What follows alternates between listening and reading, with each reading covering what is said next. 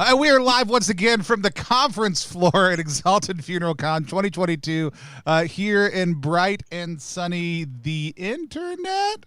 My name is Tony Vicinda. I am Chief Alchemist here at Plus One EXP. It's been an honor to be hosting the main stage, whatever that means at a digital convention here for Exalted Funeral Con over the course of the weekend. Tonight we are into our Saturday night shenanigans. The description of this video just says this is probably going to be bad. Just so everybody knows what we're getting into. We've got the same thing happening twice in two different locations in two different ways tonight here at EFCon. In this room we're in right now, the Jason Hall, where we've been most of the week, people can come in here, hang out, and watch Hard Ticket to Hawaii, which is an amazing movie. I'm going to let Matt from Exalted Funeral tell us a little bit about. Matt, tell us about this movie. All right. Well, I don't want to give too much away because, you know, you're about to watch it. I don't want to see the spoilers, but there's going to have to be a content warning right at the beginning. There is nudity, dated sensibilities, rudeness, snakes, playmates, helicopters, all the things that can offend you, skateboarders, most annoying. Well, really, you know. Are they loitering? Loitering, rudeness, everything. Everything you could want in a cinema. So just a content warning, though, there is going to be violence and adult themes. So even though we have this crew up here to host it, it still is adult content, sort of. Yeah. And it's really great because one of the ways that this came about was we had kind of workshopped the con before, and we were talking about what to do and, you know, what to do on the off time. And we spitballed a bunch of stuff. I remember talking with Tony about it, Jared about it. And those two guys really put all this together. So. And we didn't have any input into this part of it. I want to everybody to be on record right now. Neither Jared or I brought this idea forward. Yeah, I brought this forward. So we were in the process of moving, Kristen, the other owner, and I wanted to get her a housewarming gift, as one does. And I purchased a Savage Beach poster, which is another one of these Malibu Bay films. It's a wonderful poster, and when I purchased it right off the site, and actually Miss Sedaris, who is the executive producer on all of the guy who directed this, Andy Sedaris's movies, reached out and she's like, hey, would you like a free movie? And I was like, I don't really need it. I actually have all of them. And so she was like, oh, okay, well, whatever. You know, usually if someone buys something, I toss in a free Blu-ray. And that was kind of it. And then this came up. And so I just pulled a shot in the dark. I was like, hey, what would it take for us to be able to stream one of your movies? And, you know, I didn't expect anything out of it, you know, but she personally responded. She was like, sure. And I was like, oh my God. So of course I chose Hard Ticket to Hawaii, which is an absolute trashterpiece. One of the biggest, sleaziest action movies you could get. Brilliant stuff in this, and also terrible. So terrible that at moments you're going to be like, why is this happening? But that's all part of the fun. And we have on this panel up here, we have some trashploitation experts, and one of them, Anthony over here with Mystic Punks, who has made almost a living of making trash into art, as they would say. That's not absolutely 100%. Yes. Let me actually first off by saying, like, holy shit, Savage Beach poster for a housewarming gift, boss move. Yeah, boss move. That's really good. Yeah, very good. Is that the one? That's the one. Yeah. Which is also a really great trashterpiece. All these Malibu Bay films were made in a very quick period, and there's like 30 of these films. Like, and they star all the same money people. ran out. same people. And it's pretty much the same movie. But the most refined and most memorable of them is definitely this one, which kind of entered the cult movie lexicon because of two scenes. And I won't ruin those scenes, but please don't, because I've only watched the trailer. Yeah, when you get to them, you're just like, how? Yeah, and some of you might be absurd. Yeah, some of you might be thinking, some of you might be wondering, how are we going to get away with streaming this on Twitch and YouTube? And the answer is We're not. We're not even going to try that. So the same thing is happening in two places. As soon as Matt told us this story, we were like, that's amazing. Like, she offered to come on and potentially do a Q&A if time worked out. Wow. She did. Like, there's very Yeah. willingness to support EFCon. But I thought there's only one thing better than watching this movie if you're inclined to, which I was not. I was like, but that is playing this movie. So, of course, I immediately after this conversation reached out to the one, the only John Hambone McGuire of 321 Action Games, who is going to run Harder Ticket to Hawaii for us over in another room. So there will be less visual nudity, though. Who knows what? I mean, who knows what's going to happen while we're playing? It's just all implied. Yeah, it's all implied. It's there. Theater of the mind. Y'all can see my. I ordered an '80s wig, '80s blonde wig because I wanted to play one of the leads in this, and so. I got into it. We've also got one of my top 26 favorite Alex Murrays with us, our Alex Murray, who's going to be playing.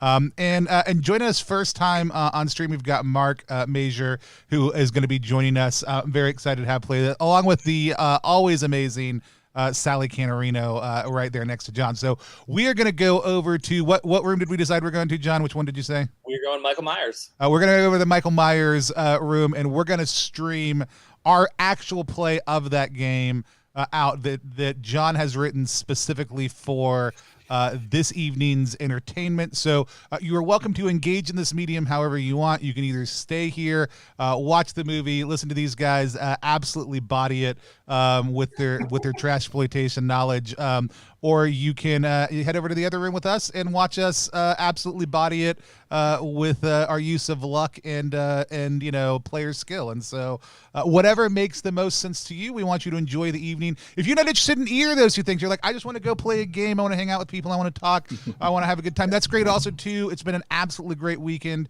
here at EFCon. I've really enjoyed it. We've got another final day tomorrow. Counselor Ben wants me to remind everybody, you will need to hit X to interact with and open the video window once the film has started. You can just walk up, hit X, and then move back. It'll put the play at the bottom of your screen, or you can pop it up big. We're gonna, in order to avoid getting my account shut down for a second time today, we're gonna go to another room before that happens.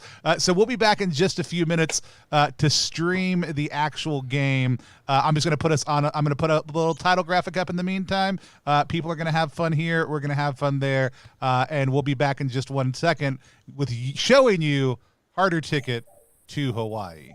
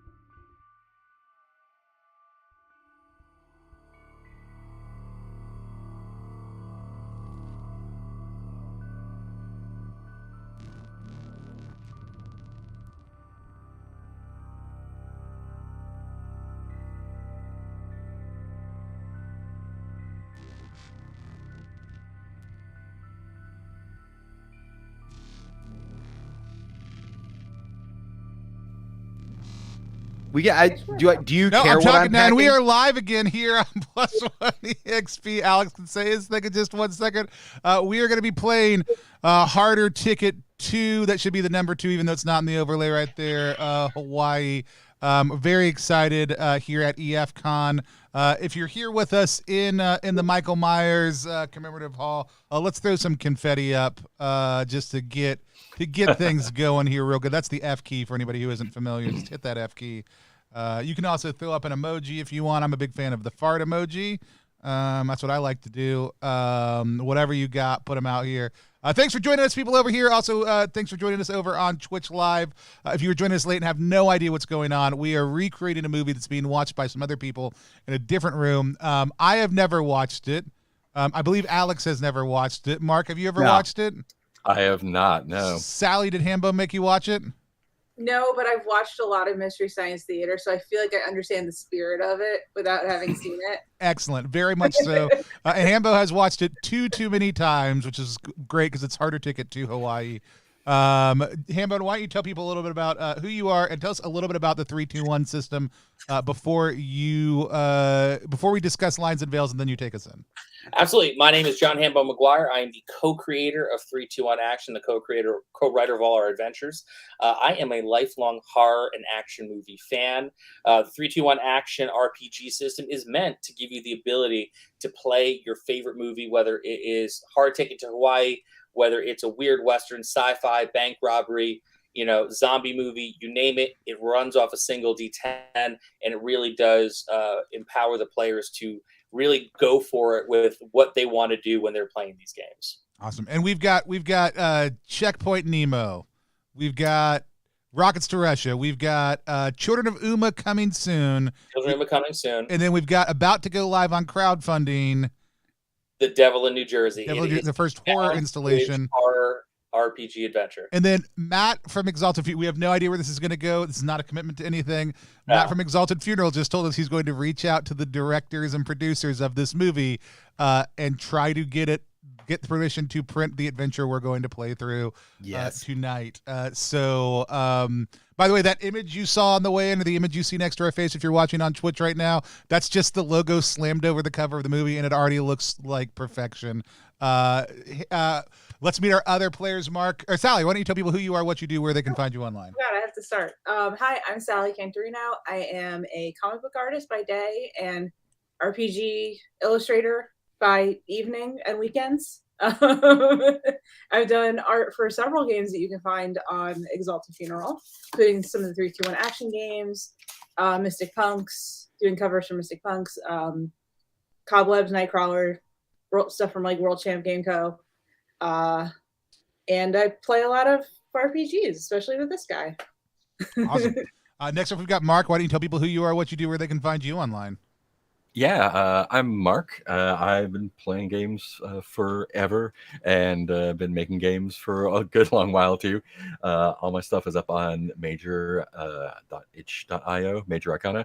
And I've got everything. I've got solo journaling games. I've got LARPs, RPG tools and utilities, lots of just random stuff. The first thing I published a while back was a book called 24 Game Poems, which is 24 like 1 or 2 page games, and that went over well at Gen Con in like 2006. And it's been like picking at stuff ever since then, and I'm super stoked to be here. Awesome. We're excited to have you with us. Next up, we've got, last but not least, one of my top 26 favorite Alex Murrays. That's our Alex Murray. Alex, why don't you tell them who you are, what you do, and where they can find you online? Hello, I'm our Alex Murray. I'm a Brooklyn-based actor, comedian, podcaster, jack of many nonsenses. I also edit the Vintage RPG podcast. So if you want to hear John Hambone scream and yell about RPGs and then me make them sound good, check that out. And let's see, I play games. I live, and I guess I'm technically an indie game designer because Tony helped. We have to finish that. People keep on asking me when we're going to have it out. Yeah, we really do. I'm almost like an indie Saturday RPG away from it being done. I'm almost an indie RPG supplement designer. One day we'll get our Troika supplement out. The goal is middle of August, so keep an eye out. Yeah, for hell that. yeah, I'm here, baby. We got to get it done before I go to Chicago for 3 months to be in the 20-sided tavern live. Yeah, Congrats, man. Yeah, thanks. It's gonna be fun. So I'm up to all sorts of RPG and not RPG based nonsense in the world at our Alex Murray, wherever bullshit content gets made and published. We always use lines, veils, and the X card unless the system demands another thing. Lines are things that may happen in the world of the game but don't happen in the course of our play of it.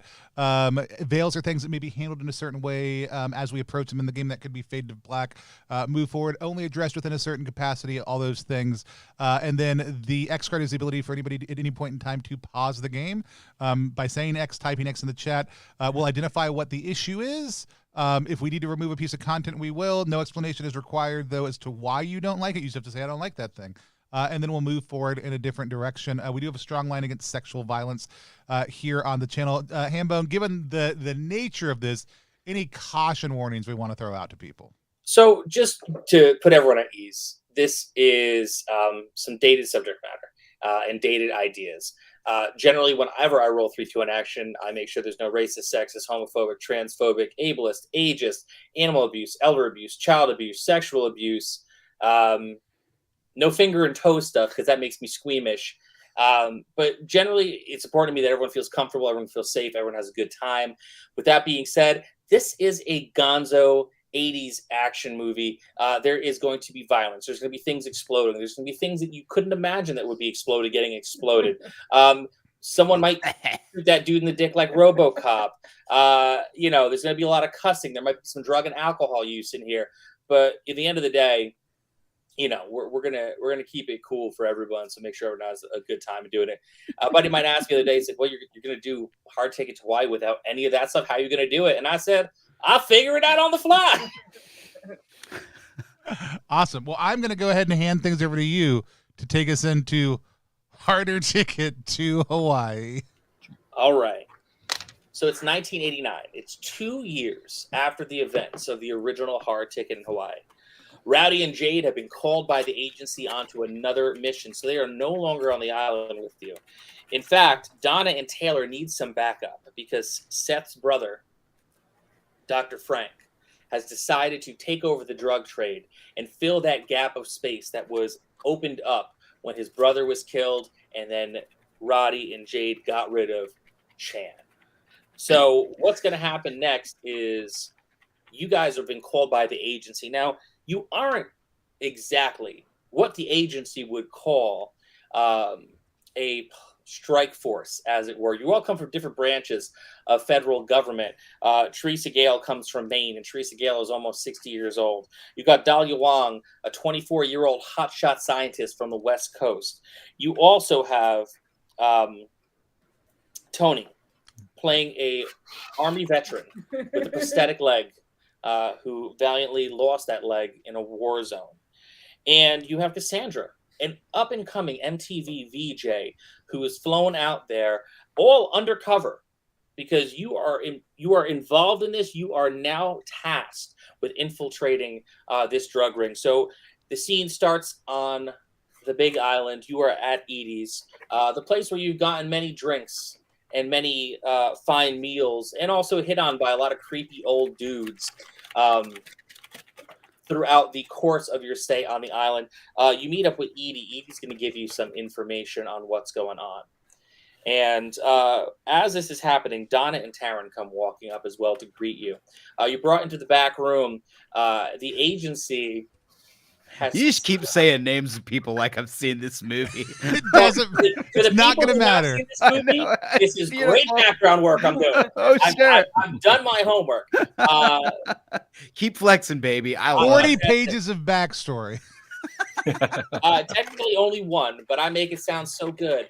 So you're brought into the back room, and Donna and Taryn take one look at you. Now, Taryn's been happily kind of retired after accidentally procuring a bunch of diamonds. But Donna has been really diligently working to keep the peace on the island and make sure the drugs don't come back in.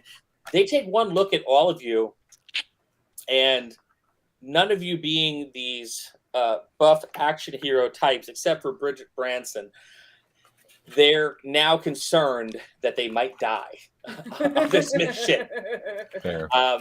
But they bring over a nice big box of guns and any kind of military gear you could possibly want. So the fun thing with 3-2-1 action is there are weapons in the rule book, but if there's anything specific you want, let me, the game runner, know right now, and I will give you a damage modifier for it. Anything goes. No nuclear weapons, obviously. I mean, unless you, I make you fill a plot hole for that, but that's a bit of a stretch. It's a big plot hole. This is my returning character from a previous campaign. So they've got a nuclear machine gun. Teresa's grandpa was Oppenheimer. I don't know all about him. I really would love. I don't have the book in front of me, and I have too many screens open to go find the rules. Name a weapon. I want dual Uzis. That's what I want. Yeah, damage modifier -3. All right. Yeah, Teresa walks over to the nice box of guns, like. I'm like a sort of matronly 57-year-old like Mainer woman. But you're spry. very spry. I mean, all Maynard women who have known the call of the sea are spry. I am dressed head to toe in LL Bean's finest. I Of course. clearly am an active older woman. Yeah. And she looks down and just takes a like a little look at whichever one of these people whose names you just said are doubting my competency, and she just picks up not only an M4 rifle but a KAC Master Key shotgun, and without any moment of hesitation picks it up, checks it, clips it, looks in the magazine, puts it back on, attaches the shotgun, and looks at it, and then just puts it on her shoulder and goes, "All right, toots, let's go." Donna looks up at you, her drawers on the floor, and Taryn's like, "All my Nona ever did was bake bread." Sweetheart, I've got a focaccia recipe that would drop your balls through the linoleum. I'm ready. What does Dahlia want to take? Yeah, I think Dahlia goes over to the big box and kind of rifles, so to speak, around and just pulls out an M9 and screws a silencer onto it, and then looks at everyone else and just takes as many grenades as she can hold. Just is none of y'all want the? Okay, I'm gonna take. If you don't want them, I'll take yours. The bandolier. Starts, throwing them, stuffing them in pockets everywhere. I will say you could fit 6 grenades on a bandolier. All right, I'll take them. And what about Chekhov's bandolier of grenades? Awesome. Cassandra's gonna take the handgun, but it definitely looks like one of the handguns from Romeo and the Baz Luhrmann Romeo and Juliet, where it's gold and there's a religious icon, the Virgin Mary is definitely on it, but it's the Greek Orthodox kind of icon. Does it just have Chekhov written on the side of it, engraved into it? Holy crap! She's just gonna use her switchblade the whole time. An M9 Chekhov. So they are now impressed with the way that you stocked your wet bar, as it were, with all these weapons. So they put a map on the table and they say, what's happening is this. Dr. Frank has brought in a insane amount of cocaine to this island. It's like he moved a section of Colombia to the island, and the cocaine production is rampant. He generally doesn't leave his boat, but before we can even take a run at Dr. Frank, we need to destroy that facility. And she's drawing you up a map, and she says you're going to take the Jeeps, you're going to run down to a spot a little further inland, and then you have to take it on foot to make it to the factory with all the drugs. And once you take that out, there's going to be a helicopter waiting to take you over to the yacht to take out Dr. Frank. And she doesn't make any bones about it. She's not planning on bringing him on alive. So just know that going into this adventure. You're not planning on bringing him in alive. Give me 15 minutes with him in the bedroom, sweetheart. Here we go. Wow. Taryn's considering it. She's like, and I would watch. Does anyone have any questions before we move on? Well, you keep saying Dr. Frank, so I keep imagining we're just going to find Tim Curry and drag. I mean, look at my cocaine. That would be it goes fantastic. bad in the rain. I see you sniff it with anticipation. Yeah, you know how it goes. I know. Well, listen, I'd imagine it'd have to be cocaine for him to have fit in that corset back on the Rocky Horror Yes. Show, because it certainly wasn't cardio. Anyway, you guys get the lowdown. Donna and Taryn are picking up all their gear. As you go to exit out the back door, as to not really get the patrons of Edie's very excited by walking out with a small Punisher's armory, you hear the sound of glass shattering, and 6 buff dudes on skateboards come volleying through the glass. And they land on the ground, and you know that they are up to no good. And what they do is they take their sunglasses and they take them and they put them on the back of their head like this. And they go, "Which one of you uses Donna, bro?" Are you doing it? Exactly. There we go. Exactly. My God, he's a trainer. He's with the skateboarders now. I mean, it could possibly be a real thing. And the bro's like, "We're here to send you a message from Dr. Frank." surf's up. And they start smashing the place up with their skateboards. What do you guys do? Laugh. Oh, go ahead. No, please. Please, double Uzis. Bridget, slings both the Uzis behind her back because she doesn't need them for this. We're in a, what kind of restaurant is it again?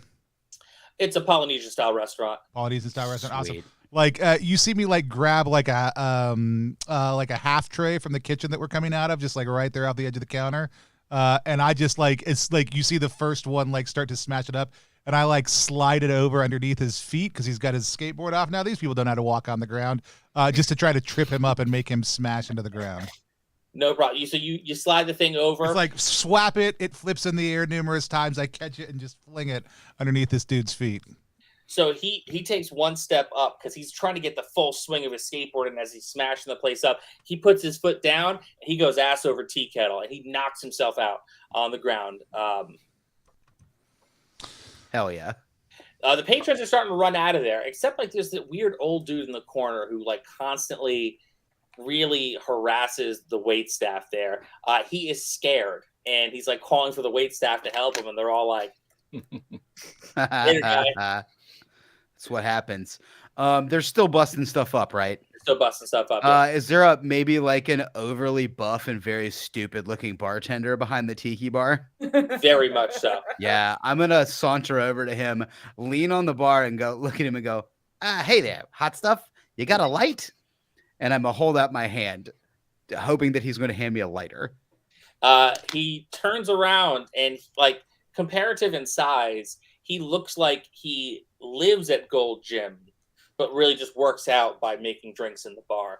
And he turns to you and he's like, "Sure, doll." And he goes and he puts a bronze Zippo lighter in your hands. Hell He's like, yeah. "I'm gonna need that back later." Yeah.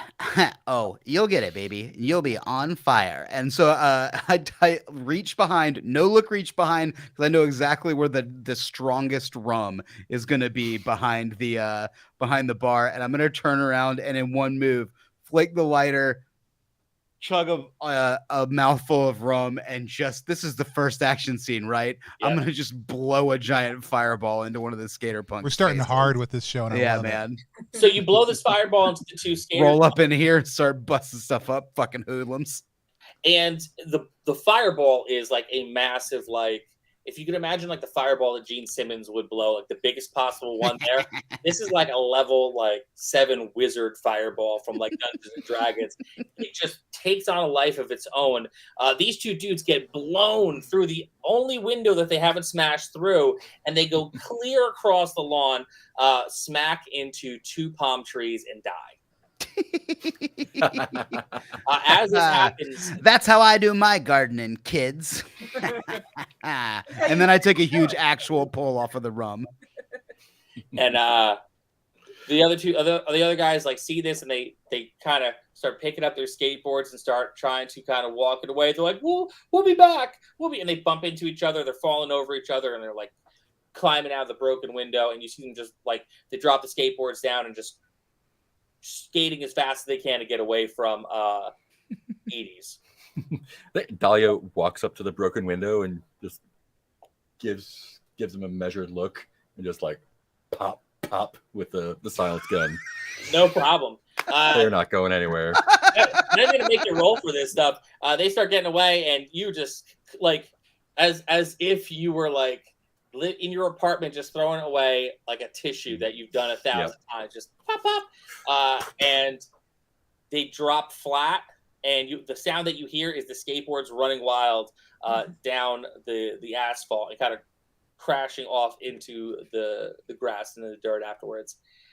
Cassandra puts her, you see her put her satellite phone back into her bag. She wasn't going to use it to call the cops. She was going to use it to bludgeon anybody who got close to her. And Edie comes walking out, and she's like, "Well, it's a good thing I have insurance." Donna and Taryn are both so impressed by you. Donna walks up to Captain Gale, and she says, "Can you sign these for me?" And she hands you her nunchucks. I take them, and I take a no makeup on Captain Gale at all. But when she asks for a sign, she takes out just one a lipstick and silently, while maintaining eye contact, puts on lipstick, puckers, and then kisses him and hands it back. Is it like a frosted mauve kind of color? Yeah, absolutely. It is definitely like Rum raisin. yeah, rum raisins, perfect. Yeah, just like my secret recipe cookies. So you guys getting ready to leave? Federal agents come rolling up, and you could just tell. I mean, you've been around government agencies, law enforcement long enough that when these specific Chryslers come rolling up, you know it's the feds, and you know it's never a good time. Guy steps out of there, and he's got the aviator sunglasses on. He steps out of the car real slow, and he peels them off and turns his head, and he does the blue steel at a camera that he's imagining to be there, but isn't actually there. And he walks up and he says, "I'm Smith. This is my jurisdiction. What the hell happened here?"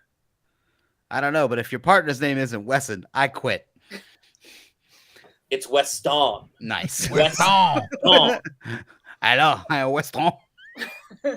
And his partner gets out of the car as well, but his partner is like the bad boy federal agent. He looks like a young Lorenzo Lamas from the TV show Renegade. I don't know if you're familiar with his work, Lorenzo Lamas, but he comes out and he sits there and he flips his hair back over the thing, and like you can see like all the women in this complex are just very like aroused by the sight of this young Lorenzo Lamas looking man, but he's not paying them any kind of mind. He's trying to kind of squeeze his cheeks in together and be serious, stern looking, and back up Smith. But Weston starts looking over at the bodies by the palm tree, and he's like, must have been a giant man who did this. Look at the way these bones are broken, the way they've been hurled. Like, and he starts recreating the whole thing in his head. And he's like, so what happened here was this. He's like, there was a massive gunfight. And a dude who's got to be, I don't know, maybe 7 feet tall, must have come in here, smashed the entire place up, and took care of these hooligans. And he's like walking through like the whole CSI thing for it. And Smith is like, yeah. And Smith looks at them and he goes over to Edie and he says, you guys promised me when you brought in your new team there wouldn't be any noise on the island. Well, that's why we have a silencer on one of the guns.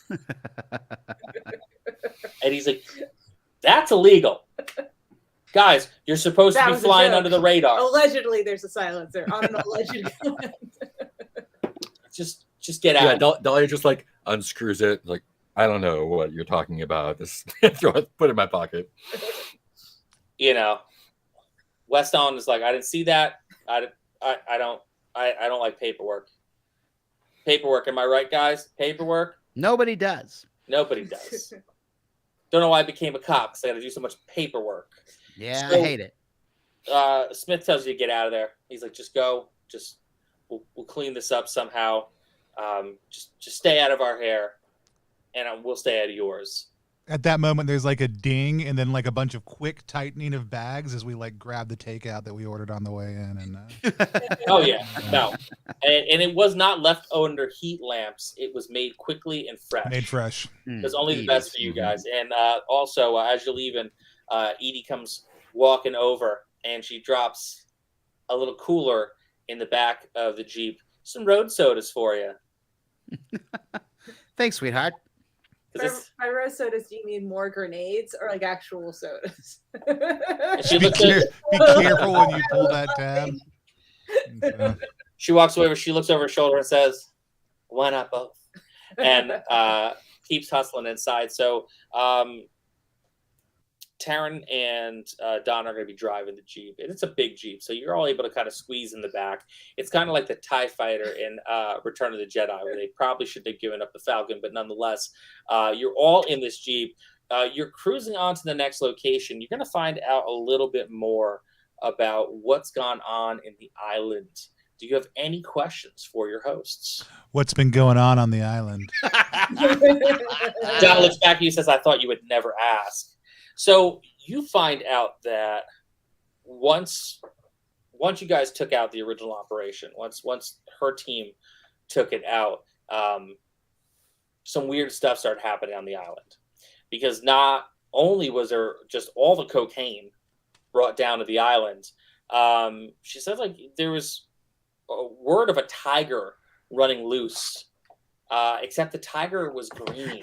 And no one could explain it. But there have been like disappearances. People doing sexy photo shoots on the beach have been interrupted by this alleged tiger.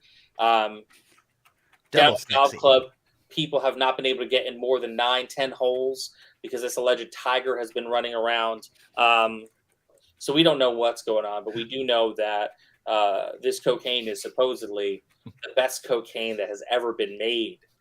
So we need to stop it before. Does the tiger have a saddle by any chance? What's that?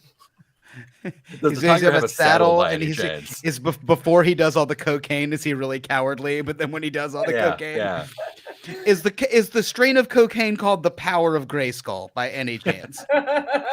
She looks at you and she's like, so they did read you in on all the information. So you guys get up down the road. You get to these. You get to this road that kind of digs deeper in. It starts cutting off of the parts of the island that are touching the water, and it starts going inward to like a jungle style area. It's beautiful. I mean, it is very. I would say, not.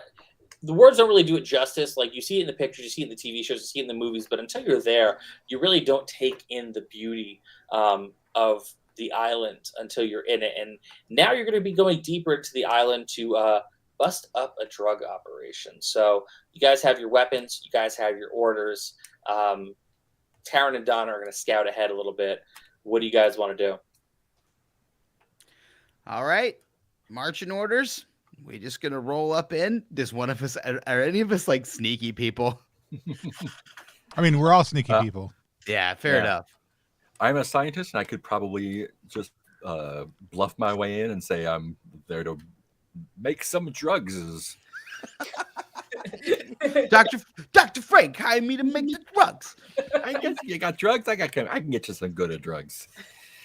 I mean, do you want to roll up to this facility and try to bluff your way in as the new doctor? Yeah, for sure. It doesn't work. Sure. So they, my assistants. They hop out. I'll hop up. Grenades. Yeah, I'll hop up into the driver's seat. I rip the sleeves off my shirt, just so those my well-defined army muscular ex Army vet arms can just flap in the breeze. There's an American flag tattooed on my arm, high up, and I'll just gun it there as the doc's driver. All right, what's everyone else doing? Is there a way for us to duck down and sort of hide in the back of the Jeep? Yeah, I would say it's big enough. Yeah, then. Cassandra's gonna do that, because if we're gonna try to like smuggle the other two of us in, you're bluffing your way in. Does that sound like? Yeah, no, that works. I think I'm gonna go bodyguard too, right? Or okay, or even more insane. What if I'm just my Mr. Mom? Yeah, absolutely. That's my whole deal. Me with this enormous fucking assault rifle just still slung over my back. Like, oh yeah, I'm just here. I just love watching my boy make drugs. It's great. Yeah, I'm just along for the ride, just here to sightsee. Just my husband died. Oh, and I just needed a trip to Hawaii. My boy brought me out here. So you've got bluff. Cassandra hiding in the back. You've got Dahlia in the front passenger seat. You've got Bridget driving, and you've got Teresa Gale sitting there in the back with a big gun. And let's not, for those who may not be familiar with guns, who are watching at home, one of the things that I got to tell you is this: an M4 with a master key shotgun. It's like a Schwarzenegger-sized gun. Yeah. If you take the gun from Predator but swap that the grenade launcher for a shotgun, that is what this 53-year-old woman, and like in the 80s, like Angela Lansbury, looking magnificent, beautiful woman, is in the middle of Hawaii with this monster gun. That's what they're rolling up to. I'd say that, yeah, like in my head, what do I look like? It's Jane Lynch, but with like an Angela Lansbury like 80s perm, right? So if like Jane Lynch were in Murder, She Wrote, that's the vibe. You hear that, Matt? That's the casting. Jane Lynch. Here we go. So you're rolling up, and then you got Bridget, ex-Army vet, sleeves off. Also just looking hard because this is a woman who's seen war and the realities of war. And then there's Dahlia, who's a scientist, cruising up there, but also has a bandolier of grenades on her. Under my coat, yeah. Under the coat. Because, of course, this is the 80s, so how would we denote that you are a scientist if you weren't wearing a lab Without coat? the lab coat, Just yeah. always. especially a lady scientist. Yeah. So lab coat and like a power suit, pantsuit. She's here to make lady cocaine for the ladies. Yeah. It's pink. It's pink cocaine. Yeah. It's like this, but when you do the lines, you have to do them really skinny, like they're like Misty cigarettes. Yeah. Yeah. Misty Stick cigarettes. Virginia Slims. Yeah. The champagne of cocaine. You're here to make diet cocaine. New Coke. Yeah. Cocaine. New Coke. Wow. So you guys are rolling up, and you can actually see Taryn and Donna in the jungle, and they open up their compact mirrors and kind of like flash you with the sunlight, so you know that they're in position. You get up to this thing, and there are these two bodyguards. Now, granted, this is the 80s, so they are like on the gas for sure. Buff to the point where like you don't know where like the jawline ends and the shoulders begin. Wearing all black in the middle of Hawaii, sunlight just pouring down on them. Not a drop of sweat though. They both have Uzis, and they're also not wearing sunglasses too, which is a flex. But they go whoa. You pull up, and they draw their guns on you, and they walk over like, "What are you doing here?" I adjust the side mirror to signal back to our compatriots, and then I just pull down my glasses and say, "Gate." And they look fucking confused. Like, what? Who sent you? I'm sorry. Did you hear? And I motioned them closer, and I just slammed their heads together. All right. I'm gonna say just make a roll a d10 for me for damage. 4 -4. Roll a d10 -4. What do you get? 2. All right. It's just enough. They get jolted and they kind of stagger back. It doesn't completely knock them out, but they're seeing little birds dance around their head. So what are the rest of you guys gonna do? I mean, if that's the play, that's the play. I guess I'll just hop out, and like the one on the left just gets the stock of an M4 to his dome. All right. What Yeah, about I get up and walk over to the gate or the whatever, if there's a control booth or whatever. I'll go over to the one on the right, and I pull out my giant Nokia satellite phone, like early generation Nokia cell phone. the Zach like- Morris? And I'm gonna just whack the guy on the right on the back of the head. I'm not going to make you make any damage rolls for this. You guys knock them out. They are completely unconscious. You make it over to the booth. Dahlia, make a brain check +2 to disable the alarm. Okay. I'd like to. Okay, no, you do that. No, go for it. Yeah. I was gonna say, see if these nerds have like a passkey on them. Yeah. Oh yeah. Yes. I rolled a 1 on the die, so that's probably bad. You find you reach up, you're like, I got the, and by the time you do that, you hear the everything turns green. The gate comes up. Nice. Masterfully done.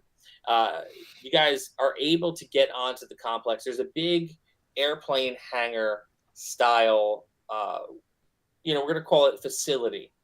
They have the big sliding door, but they also have a regular sized door next to it for people to go in and out of. The big sliding door would be for like, the drug planes or the big trucks or whatever. But you can try to get in through that other door. There is no other guards on the perimeter at this time. So Taryn and Donna rejoin you, and they were like, "That was amazing." They are constantly being impressed by the sheer volume of carnage you're doing, and not looking like your standard fare military as military agents. So how do you guys want to do it? I've got this key card still, right? You do. Okay, sweet. Should we? Well, what do you think, kids? Just in through the human-sized door?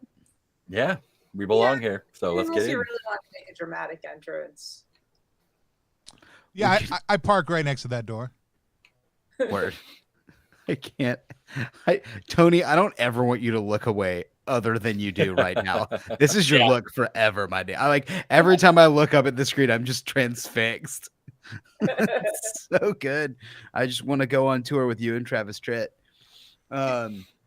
Yeah, let's roll in. Yeah, we've got our story, right? We're here to make lady drugs for ladies. This is science, yeah. So you guys just pop the door right open. It goes walking in. You see Taryn and Donna starting to climb and trying to make their way onto the roof. You get in there, and this is a major facility of drugs. Now, it's like the typical, like, we are an 80s movie where drugs are made, so there's just like beakers everywhere. There's dudes in lab coats because they are making drugs, and that's what you do when you are making drugs in the 80s movies. You look and just a bunch of pallets of just flour wrapped. Like, yeah, they do understand that part. Yeah, flour wrapped everywhere. There is dudes with guns walking around. You clock at least 4 dudes with M4s walking around. But you also notice when you kind of look up, they ran out of room on the floor because they're making so much drugs that there is netting along the ceiling with more bales of drugs and cocaine just kind of hanging out up there on top. A lot of cocaine. Check out his bales of cocaine. Yeah. So, guy walks up to you, walks right up to Dahlia, and he's like, "Shift doesn't change for another hour. What are you doing here?" I'm not a shift worker. I'm the new lead scientist to make the cocaine for ladies. And I was supposed to be met at the gate, and I was not. So whoever you are, I'd like to speak to your supervisor. Make a charm check for me. Just give me a straight charm check. The guy has a clipboard in his hand, and his eyes get really big. A clipboard! Watch out! Uh-oh. You know what that means? I rolled a 6 on the die. My charm is 4. So, do you want to spend 2 luck points? Or you want to see what happens? I do want to spend 2 luck points. Yeah. Okay. So he gets intimidated very quickly, and he's like, "Oh!" And he starts flipping. He's flipping the pages on this clipboard, but genuinely has no idea of anything that's on these pages. He's just trying to look like he's doing something, and he's like, "I guess you could talk to Jim, but he's on lunch, and he told me not to interfere when he's on lunch." Point me at him. And he starts shaking. His hand starts shaking, and he points to a back room that there is a double door that opens inward to it, and there are windows, but the windows are kind of oddly tinted, and you see kind of weird light coming in from underneath there. So what do you do? I reach out and grab that clipboard out of his hands. Yeah. He like you'll be lucky if you're only fired. Nerd. I just break it over my knee. Then I hand it back to him. His eyes start to well, and he runs off. And you can hear him whimpering from a distance. I think I'm gonna go over and talk to Jim. Yeah. All the scientists look up, and they see him running off, and they just shake their heads, and they just put their heads back down and keep making the drugs. Yeah, I'll be like, everyone to the room. So you guys head out to the room? Yeah. Okay. As you approach, you hear a familiar song being played, and it gets louder and it swells up until it hits the chorus, and it is Margaritaville by Jimmy Buffett. And as you open the doors, what you don't expect what you come to find, but it is a room completely made to look like a tiki bar with a big hot tub in the center of the room. Two very playmate-looking topless women in the hot tub, and a dude coming from off-screen walking towards him. He's like, "I got the stuff, girls," and he's got like 2 margaritas in each hand. He is only wearing a zebra-striped Speedo. banana hammock. Yep. And he was walking in, and the women's eyes get big because here you are with a bunch of weapons.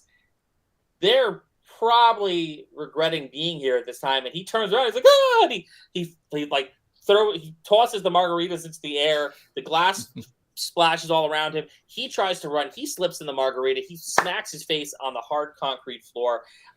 This is the one spot in the room that's not shag carpeted, and he starts crawling away from you, and he's trying to escape. I'm just gonna reach down, grab him by his pants, and pick him up into the air.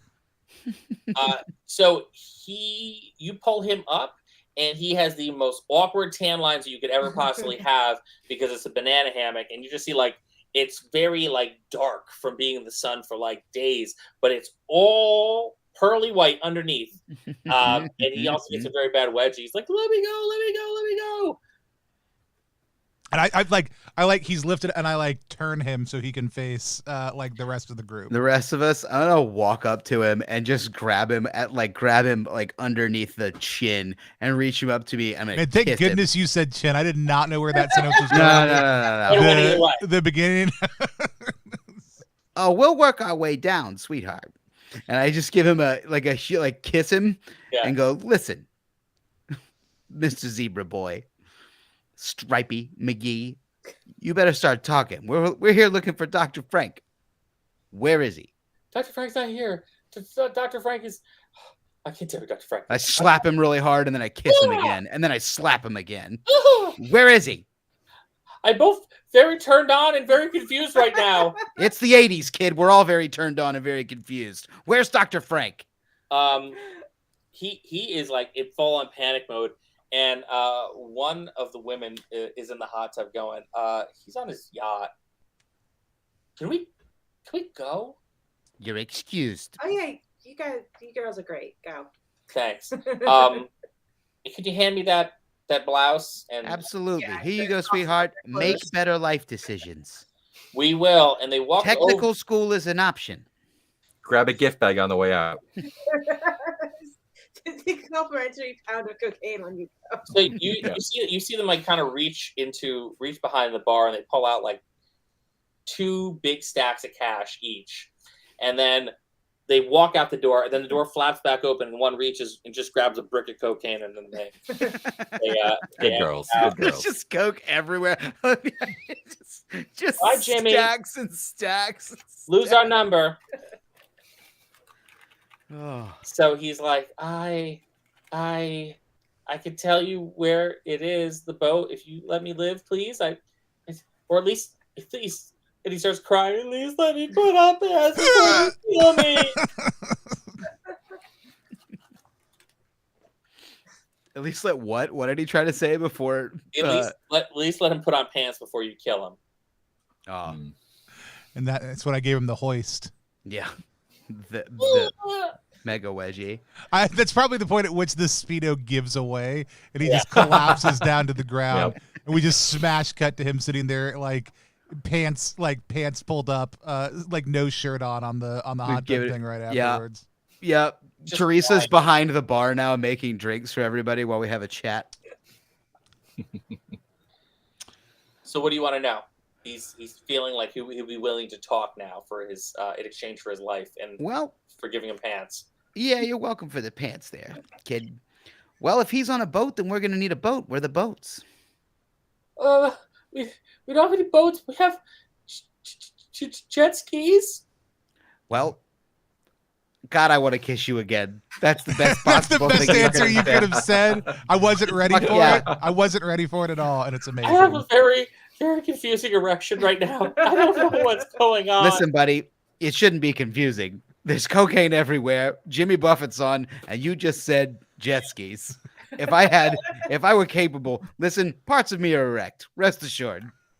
So he walks over to a table and he takes a brick of cocaine and he slices it open and he starts putting it down and he makes like a Led Zeppelin pile of blow.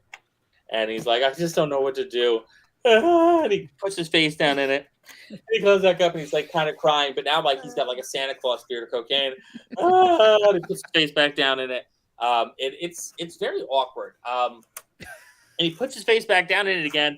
And he looks up and he looks at you and he slams his hand on the wall and it hits a button and an alarm starts going off. God damn it. Yeah. And I thought you wanted to live, man. and as he's like, "Let's live forever," and he like throws a bunch of cocaine at you and tries to run. But he runs into a wall, slaps into the wall, and he falls over, and he's like unconscious. Nice. Okay. I'm gonna grab him by the hair. He's unconscious, right? Yeah. And pry his mouth open as hard as I can and put a grenade in it. Okay. And be like, ladies, we'd better leave. It's awesome. And like, so you've turned his mouth into like a kill switch trap. Can I make a pitch? Can I make a pitch? I'm planning on tying it to the door handle with a string, so when someone comes in, it goes boom. But yeah, go for it. Yeah, that's a great pitch. We cut out and we just see him unconscious with that. I love that. That's great. I'm just gonna kick. I'm gonna like kick the door out. I've got both Uzis down. I'm scanning the room. I'm not honestly like it's action movie thing. So whether or not I was waiting for guards to get there or whether I was just shooting when the door opened, expecting guards to be there. Yeah. People will debate for years the validity of this single shot. Yeah. However, I'm just shooting everywhere, and a lot of these bullets, for no apparent reason, are hitting the cargo net held cocaine on the ceiling, causing a literal snowstorm to happen as well. So you busted. So you're gonna a butt rock version of White Christmas. It's both Uzis coming down like choo. So all of a sudden snow starts coming down and then just panning across, shooting at whatever's in the way. So you're blasting through it. Where is he tied up with the grenade, Mark? Put him right back in the hot tub. So in the hot tub, definitely. Definitely in the hot tub. So Bridget comes walking out, pulls it over. And in the background, you hear, I'm dreaming of a... And all of a sudden, boom, boom, boom, boom. Bullets are flying everywhere. Bunsen, speakers, everything. Doctors are diving for the ground and crawling for the door.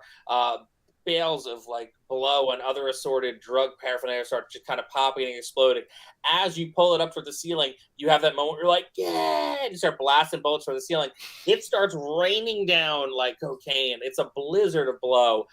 Make a guts check +3 for me, Tony. Oh, it was gonna happen. Let's see. I rolled a 1. Yes. All right. So you manage to you are so covered in blow right now. All your stats are 9 for the next 3 turns. You have just become a bouncer's worst nightmare. Like across the world globally, there is like a ringing in the left ear of anybody working a door at a nightclub that knows Ragnarok has finally come. And her name is Bridget Branson. But you rolled a 1 for your guts check, so when you come down, you're not going to actually have to take a guts penalty. Yay! Nice. Let that be a lesson to you kids. Roll low enough, and you won't have to deal with the repercussions of your behavior. So all your stats are 9 for the next 3 turns. Great. Any unarmed combat that you do will be at a +5, and guards come pouring in with machine guns, and they start opening fire. So 4 guards come in. They're all going to take shots at you because you're the only one out there. That's fine. And I'm going to say you are so high, you get a damage reduction of -2. Okay. For 3 turns as well. So the first guy lights up into you. I'll knock the reduction off. So he does 4 and 6 is 10, so he's only going to do 8 points of damage to you. Luck points damage. Second guy comes blasting in, does 6 points of damage to you. Third guy comes blasting in at you, does 6 points of damage to you. Fourth guy comes blasting in at you, does 3 points of damage to you. Just blasting like left and right, going at you. That's with the reduction. That's great. Yeah. It was a lot worse. There's just bullets bouncing off of your prosthetic leg and like ripping up your sweet denim like vest. But now it is the party's turn. We'll call your 3 turns with damage reduction and your plus your 9 stats and your +5 to unarmed combat starting now. So you have 3 turns starting now. Well, I pull that maneuver where like both of my you see the clips drop out of the bottom of my guns after that, and I just like tomahawk hurl the 2 of them at 2 of these guys while sliding over the counter at the 3rd one. I will say that what counts as a melee attack. So roll D10 twice and add 5 to each roll. That's a 10. Yeah. The next one was a 6, so that's 15, 11. So the first guy, you throw it at him, and it hits him, and it like knocks him in the jaw, and he kind of like falls over sideways. The second guy, the one with the 15, you throw it at him, and it spins, and it does hit him like a tomahawk, and the actual bottom part of the gun where the magazine goes is now wedged into his eye socket. He drops dead. You dive at that third guy. I'm going to give you that third attack because you're going for him like Angry Bear. It's another 10. So you jump over and you're like, you just snap this guy's neck. The fourth guard sees all this and tries to reload. We do need like the slow. So what he looks up and sees is 100% a shot. It's floor to ceiling. Like there's bullet wounds. It's a mix of red and white. Like heaving muscles, like shapely figure, like short haircut, looks straight at the screen, like looks straight at him and just like wipes my nose and then flips my hair as he's trying to reload. You are the world's angriest peppermint right now. What is everyone else doing? Is there just one guy still left alive? Just one guy, yeah. I'm popping my head out of the door with my hand out to try to take care of him. All right, roll 2 attacks. 2 attacks. Wow, I can't see through the only do 1 point of damage between those 2 attacks. I can't see through the this blizzard happening. It's limited visibility. What about Dahlia and Captain Gale? What are you doing? Oh, Captain Gale, it's the exact opposite of Cassandra. Just like walks out, like sort of shakes her head and like very, very like casually, like just raging and screaming and just like, and then like zips up her reasonable fleece and then just takes an aim and just puts a bullet like I'm gonna try and put a bullet right between this dude's eyes. Roll 2 attacks. One shot. I rolled a 10. Perfect. The guy drops. Yeah. It's just quiet, like, and then like she doesn't even stop walking, right? Like she just walks out, takes the shot from over Cassandra's shoulder, and then just like pats Cassandra on the shoulder. She's like, "Great job, sweetie." Thanks, Grandma. I love it. Thanks, Nona. You hear a smash coming from the ceiling and glass falling, and you see like coming down, rappelling from ropes are Taryn and Donna, and they have their guns drawn, and they're looking around, and they see like white everywhere, and red in spots, and like, wow, sorry, we had a tough time getting the rigging ready to go. I guess that's that.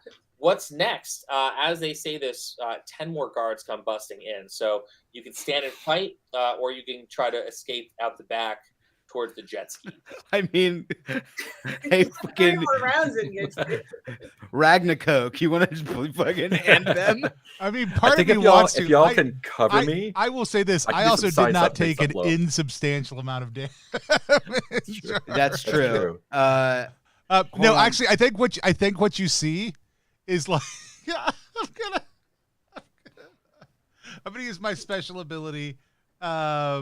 on myself if I can. You can, absolutely. I flip open my Zippo. Like, you asked that question, I flip open my Zippo, like pull up a cigarette, a long lady cigarette, obviously, because it's the age when we established.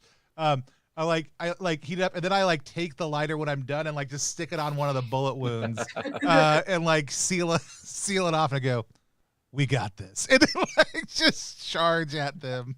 All right, well, you get 5 left points, Jack, and so you can attack. I will say you have 3 attacks still. So this is round 2 before you have the worst hangover of your life. This is still not a good idea with where my luck is at right now, but it's gonna be fine. You simply cannot stop doing cocaine at this point. I would say there's gonna be plenty. Really this is like Teresa's just gonna grab a bale of coke and keep putting it in your face at this point. It's I think at this point, take your vitamins, sweetie. At this point, I think I'm gonna we have these nets overhand. They've been shot up. People have crashed through. I step on one of these lab things nearby, launch myself into the air, grab one of these nets, swing into it, and just feet first straight at these guys right in their mist. So after you do that, I do want to try to find a ladder or set of stairs and landing up to where the ropes to that netting is, and I get out my switchblade and just start sawing at ropes. Perfect. Start hacking away at ropes. Perfect. And while everyone's doing their shooting and stuff, I think Dahlia's crawling around in the science area and probably trying to make something that will explode, so we can run and blow the place up. Nice. Yeah, I would say just make a brains check for me real quick. Plus, you don't need to do plus. You're Dahlia. I got a 6, and my brains are 7. Perfect. You find all the stuff that you need to make a makeshift bomb.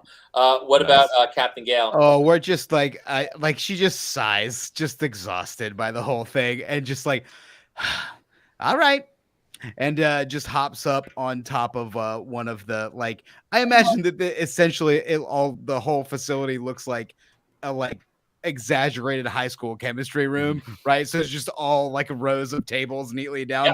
So I'm just gonna hop up on one of them, and she just starts from she goes, "All right, left to right, here we go," and then just starts popping them just one at a time, just putting bullets in Dolph Lundgren's. All right, they're all Dolph Lundgren's. Yeah. Roll your damage. Sal, you run up. Tony, roll 3 attacks for me. It's +5, so that's gonna be 7. That's gonna be 15 again, and that's gonna be 9. All right. And what did you get, Alex? How many do I? Am I just 2. 1? What? 2 attacks. 2. It's an 8 and a 1. Okay. So you graze one who falls back for a second, and then you pop another clean. You end up running, Bridget, and you dive and you start just throwing elbows and throwing people. You pick one guy up and you literally throw him slam over. Him into one of the other guys. Yeah. I don't know if you guys ever played the Ninja Turtle arcade game where you can just grab absolutely and eat them. You did that, and the guy literally he went through the side wall, but as if he was the Kool-Aid Man popping through. So you see the outline of where he went through, and you kill another 2 of them in the course, and then when you land, you've got your back to the rest, and as you turn, you're still ready to go, but there are still about 9 guys there, and then you hear a snap, and you look above you, and 2 giant bales of cocaine, 2 pallet-sized bales, just come down and smash. You hear Cassandra from up top, just avalanche. And all those dudes are blow dead. your Ricola horn as loud as you can. Yeah. Seems like a net loss. Yeah. Nailed it. So you managed to make it out. You guys can exit through the back door now. There are more guys coming. You hear jeeps coming up. Yeah, I think Teresa just screams, "Hey, we promised the people a jet ski chase," and and then does a rally up. So this is also my special ability. This is me rallying the party. Yeah. So everybody's got a -1 to bonus action to cheese it out of here and get to the jet skis. Yeah, and as we're running out, Dahlia turns on like one Bunsen burner that's under the thing, and she's like, "We have 10 seconds to get out here, or it's going to be the biggest grain silo explosion you've ever seen." Jet skis, it is. Yakety yak. Don't talk back. You guys make it down to the docks, and you do hear one explosion. And what it was is one of the dude who got clipped. He starts running after you, and he crosses through the door where Jim was with the grenade in his mouth, and then the back wall just blows out of the one section where Jim was in the hot tub. You used to see water kind of pouring out of it. The minute you turn the keys to the jet skis, however, there is a massive explosion. The entire complex is wrecked. And now the snow that's falling from the sky is ash from the explosion. Nice. Excellent. All right. Also, for because we're on jet skis now, bikini and denim jacket, no sign of cocaine anywhere near or on me. Yeah. No. But you look great. Captain Teresa is magically in a very classy one piece, and she's got and then there's like she's got like a silk, like I guess it would be a cravat, like not a shawl, but just like a Do you have like a sweater tied over your shoulder? Yes, exactly that. Yes, that's precisely what it is. I look like I'm headed to like watch tennis on at the vineyard. Yeah. Big sunglasses on as well. Yep. So you guys are cruising on the jet skis. As you guys now, do you guys want to take a quick little break? Is everyone still good to go? Because I'm still good to go. I'll grab a beer. Yeah, I'm all right. Yeah, I need a quick break. Yeah. All right. Can we take a quick two? That sounds great. We're going to take a short little break. We are playing Hard Ticket 2. That should be TO Hawaii, the 3-2-1 action follow-up to the movie that's being watched in the other room right now. It's a schlock film. You should absolutely go check it out if you like that type of thing. And if you don't go check it out. We'll be back in just a couple of minutes to keep on playing.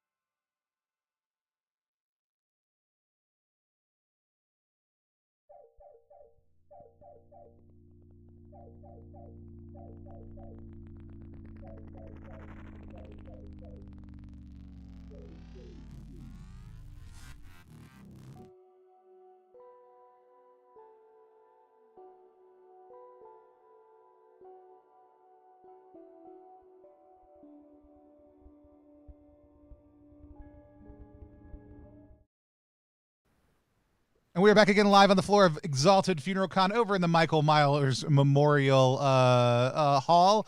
Perfectly recreated the drab interior of a convention hall here for our harder ticket to Hawaii. That's a 2 like this 3-2-1 action adventure. I changed into my jet ski shirt also too, just for Alex.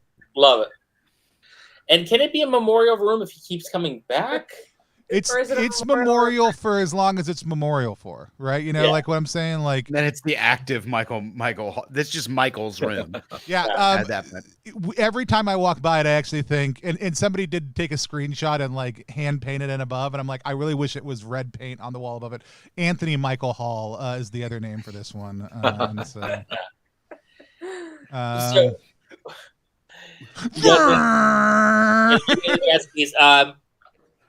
the boat is not in sight. You got a little ways to go to get to the boat, but as you guys get on the jet skis, you hear gunfire coming from behind you, and as you look over your shoulders, you see ninjas and speedboats. Yeah, of course there are. There are 2 speedboats full of ninjas coming your way, and they're going to try to commandeer your vehicles or kill you, whichever comes first. So everyone make an action check for me real quick. Just make a straight up action check. Are we still rallied? Yeah. Hell yeah. Then I got a 2. Yeah, I also got a 2 under 8. 6 All right, out of you 6 under 7. You managed to dodge the first round of bullets, but these 2 speedboats are gaining on you. Each one has 4 ninjas in them, and they're picking up steam. So what does everyone want to do? Okay. Very cool. Grenade over the shoulder. What's everyone else doing? I obviously clicked 2 new magazines into my twin Uzis that I had somewhere in this denim jacket and bikini. Sure. Of course. I'm gonna hit the brakes on my jet ski. I'm gonna go for the classic like get behind him maneuver. I thought you were gonna go for the classic. I'm an old lady. Please help me. I'm lost on a jet ski. Oh, yeah, right. Water. I just immediately I'm like, oh, ninjas, help me! I don't know how I came out here. Oh no, no, I look too good in my one piece. It's got a anchor embroidered above the heart. Yeah, no, I'm gonna kick their ass. Fuck these ninjas. All right. So, Sally, what are you doing? I'm gonna shoot at them, but like somehow I managed to like sit on the handlebars and shoot back at them while still going forward somehow. So you're driving it with your ass. Yeah, yep. Yes, Make that's an very action good. check +2 for me. Can I? Or I would. I'm Greek. I've spent a lot of time doing dumb shit with my cousins out on the water. I like how that was like Greeks. What do they do? Dumb shit on the water. Everybody It doesn't matter. does. You filled the plot. You hole. know, That's great. Grease, falafel, and hummus, and driving a jet ski with your ass. It's ubiquitous. Look as somebody I who feel like comes from Greek stock. I'm going to be honest. You're not wrong. Also, I just missed Greek food by like a whole culture. My bad. Dumb shit with your cousins transcends like all Mediterranean culture. 100%. Yeah, 100%. absolutely. I'll give it to you. Don't even bother rolling. Just roll your I mean, what is the Trojan War if not dumb shit you did with your cousins? Right, yeah, Like this yeah. it's baked in to the lore.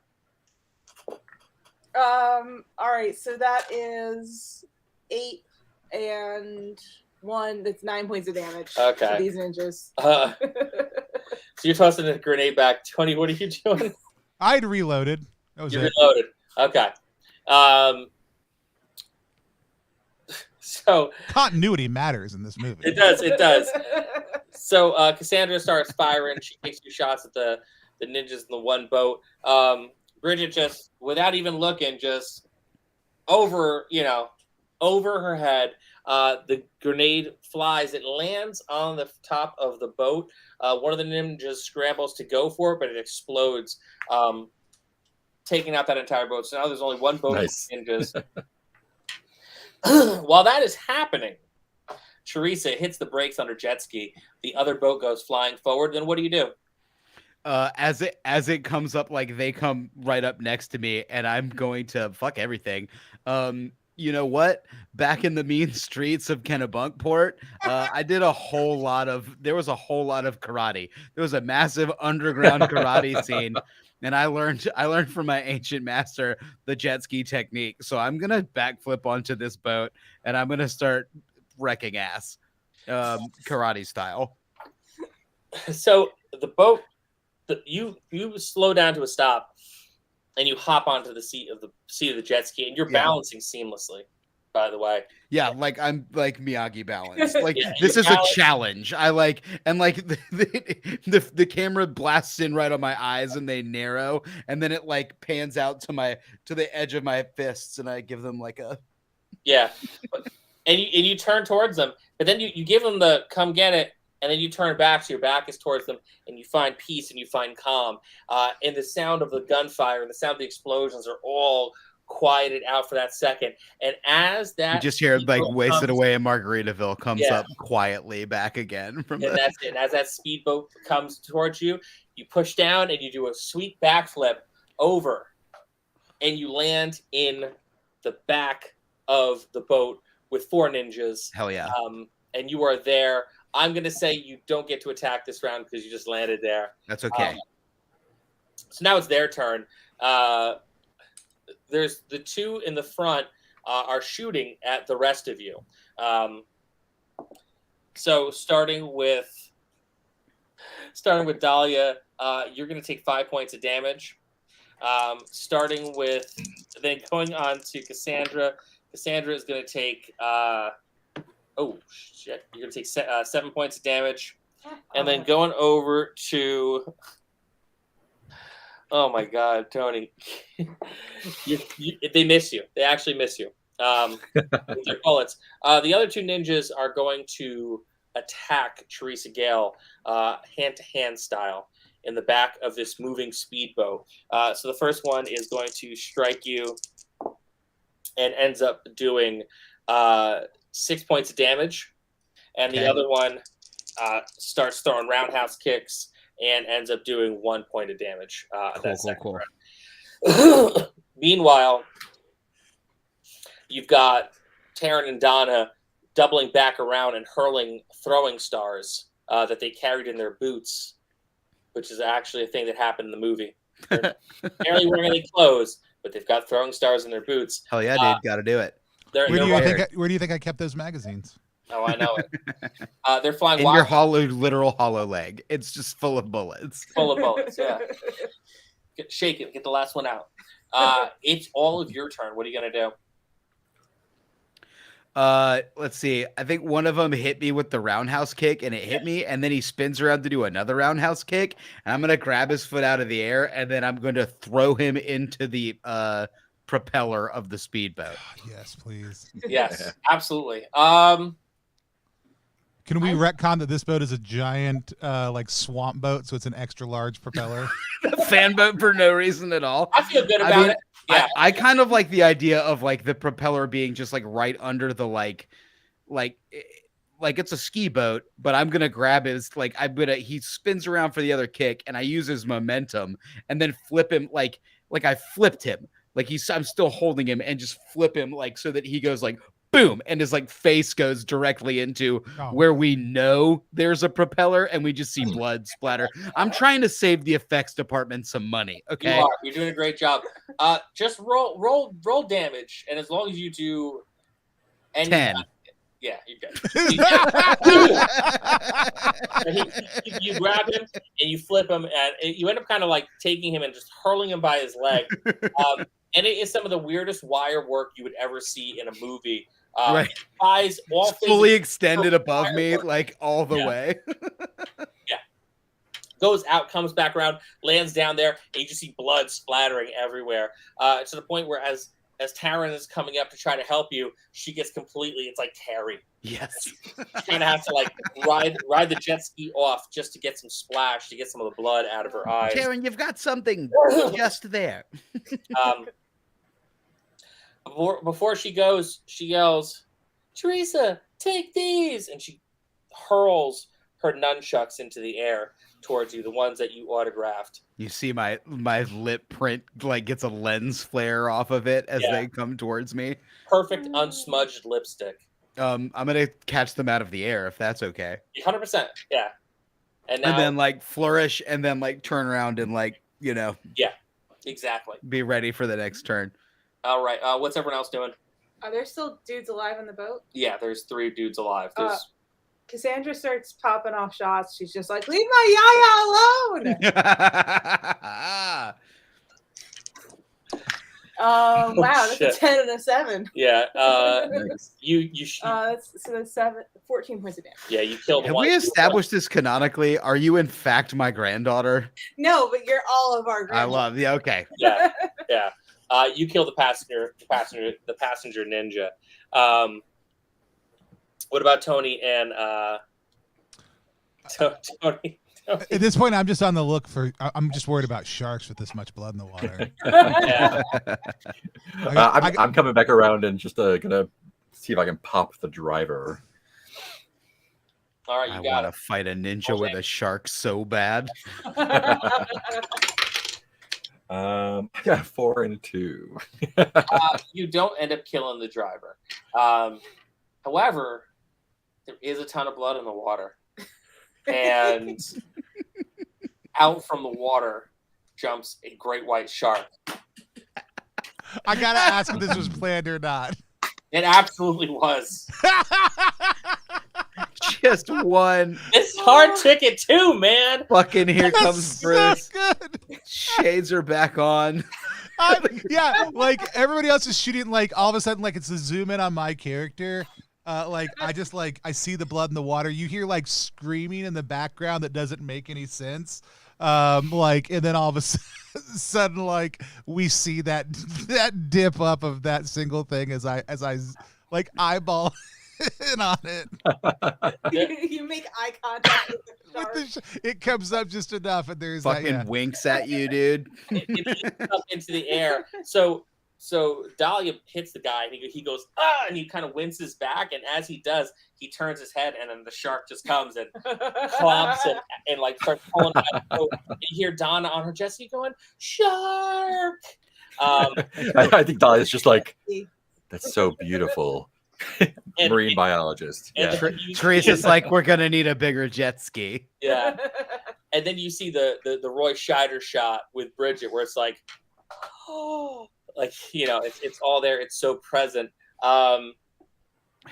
What's Bridget doing at this point? you all of a sudden just see me like gun it, and I'm going straight at this thing. I'm going across the water, like, and I'm ramming straight. Like I can see where it's going, and I'm working my way to get in front of it and just go straight at it. Everybody else can react however they want, but like it's obvious what's going on here. So how everybody else's character reacts is up to them. But I'm going straight at this shark. So back to the boat. The ninja pulls out 2 size from its back. And starts trying to attack you I'm with here to size. tell you, I'm no size queen. Holy shit. And it does 7 points of damage to you with the side. Pokes you good. And the shark is picking up speed, and you could see Bridget just hauling on that jet ski, and the shark just gunning it towards Bridget and starting to kind of come up and get ready to jump out and try to deep blue sea you. What do you do, Bridget? So I'm gonna like last second, like I like put it down even harder. We hear like you've heard it rev too many times for it to make any sense of this thing, but you hear that noise again. All of a sudden you see me like Fucking 11. you see me lean down in the water, throttle. like you see me grab something. It's not quite clear what it is, but all of a sudden you realize it's a ninja's body. I grab that sword off that ninja's body, and I'm gonna crash this thing into its mouth. And then slide over the top, sword behind me, slicing this thing down the side. I'm not even going to make you roll for anything for that. Meanwhile, Alex, take me back to the fight between the grandma and the ninja in the boat. I mean, I'm there. It's just me and this one last ninja in the boat, right? Yep. Yeah. Like there's a slow. We begin to see, I think he releases the wheel of the boat, and we start slowly circling each other. What is he armed? Which fucking Ninja Turtle weapon is this nerd got? He has the size. Yeah, okay, he's got the size. And the And boat he, was just kind of like he had hit me and he got me, and I got my incredible size queen remark off. And so now we're just like rotating around each other. And then the camera like zooms in on his face, and he's looking super serious and intense. And then on my face, and I just smile, and it just goes back on his face, and he goes like, "Whoa!" as I seamlessly just take the chucks and come right up between his legs. It's just a full on nut chuck. No, Dan, no, don't roll. It's fine. You just. And then I just want him to fall backwards. I want to like ooh, and him to fall backwards off of the boat. This is the bow-legged ladies that they were singing about in Yeah, Jaws. yeah. Here's to swim with bow-legged women. Yeah. And the sound he makes is just like this little like it almost like a whimpering little fart from his mouth. Can he fart a little bit? Can He you? does fart a little bit, yeah. And then he just kind of falls back into the water. You hit him so hard in the Hold on. I've got it. Say he falls back into the water again. He falls back into the water. Yeah. You hit him so hard in the balls with the nunchucks, he dies. Yep. Because that's how science works. Ho ho ho! Now I've got a speedboat. Meanwhile, Bridget is hauling, and that shark, which is a much larger shark than it has any like right to be. It starts. You see the fin starting to come up, and you can see the snout starting to come up, and you know it's about ready to open its mouth. And as it opens its mouth and goes in for a bite, Bridget reaches down, grabs that ninja sword, and jumps as the jet ski rams into the mouth of the shark. There's shark teeth popping everywhere. This is the one thing that they actually made you get the 3D glasses to see. It's the only 3D effect in the entire movie. But you spent $18 on this ticket. You've been waiting for this moment. Here it comes, folks. All the shark teeth go blasting out at the screen, and the camera shifts, and you see the ninja sword kind of poke out at the screen in 3D and then come back as you slide down the back of the shark with a reverse grip, slicing the shark in twain, filleting it. A beautiful butterfly fillet, perfect and even down the middle. No one is going to get the shitty portion off of this one. It's even. And then you kind of slide gracefully into the water. What does Bridget say? Sashimi. And you're kind of floating in the water now. Oh no! There's like as I drive, there's a hand going out. To just, I get grab, to the end. Shishimi just Teresa's holds hand up a reaches hand. out. Other hand, I grab out of the other hand. She'll see me later, and pulled right into the boat. And now Taryn's wiped the blood from her eyes. She's like, "That was gnarly," and Donna's like, "This is real life." But you see, it's directly from the movie. Yeah, I know. It's like, I don't know what that is, but I know it's from the movie we haven't seen it, watched. and I absolutely knew that was a direct quote from the movie.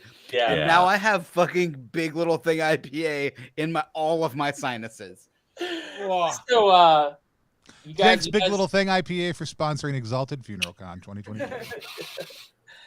So you guys, are you guys going to all jump in the boat, or some of you in the boat? I'm already in the boat. I mean, I like the the boat flanked Oh. by two. Flanked by a couple. Yeah. Flanked by a Prefer that. scientist covered in grenades with her fucking lab coat flapping in the breeze, and then also a VJ driving hers with her ass. Yeah. And then an old lady who still looks like just flawless, right? I like put my one askew hair back, and She's then, driving. and then I'm on the bow, like Yep. sword out, pointing Sword at this out. boat. That's fucking katana in sun one is hand, fading Uzi in behind the it. other. You've Yeah. somehow not gotten a spot of blood on your like white cotton coastal grandma sweater. Oh yeah, no, not It's even like no white way. sweater with like It's the- merino wool. I'm not gonna get. Ugh. So you're on top of the boat like a hood ornament. You got the sword forward. You got the Uzi in your hand. You're completely dry. Yeah. You've been My in the denim water. jacket has never gotten wet. Not a drop of water on you. Your hair is perfectly done as if you had just come from the Ceylon. You're cruising up towards the boat. Taryn jumps on Donna's jet ski. The rest of you are flanking this boat. It is the great aerial shot where it starts coming Yes. down at you and then comes back around and over so you can see the rear of all these ships with this mega yacht. It's not just a yacht. It's a mega yacht. Like, there's like a tennis court somewhere in here, yo. And it is in the background and you are all racing towards it. Anything anyone wants to do before they get over to that mega yacht? I mean, what could I want to do after this point? I mean, All my dreams have come true. all right.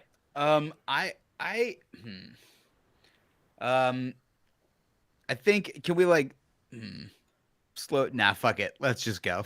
I was gonna try and do something clever, and then I remembered what we were doing. Is anybody besides me overly injured? Oh yeah, I've got Cool. 7 luck points left. Cool. Whenever we get to the boat, I rolled a 1 on my D10, so I started with 21. Yeah, Teresa's gonna have just like a over the top bandage around like her head to show that I battlefield medicined her. Yeah, I was Like gonna it say, ended up on the chopping room floor for some reason. No one knows why. It was a great scene, but it just didn't match pacing. yeah.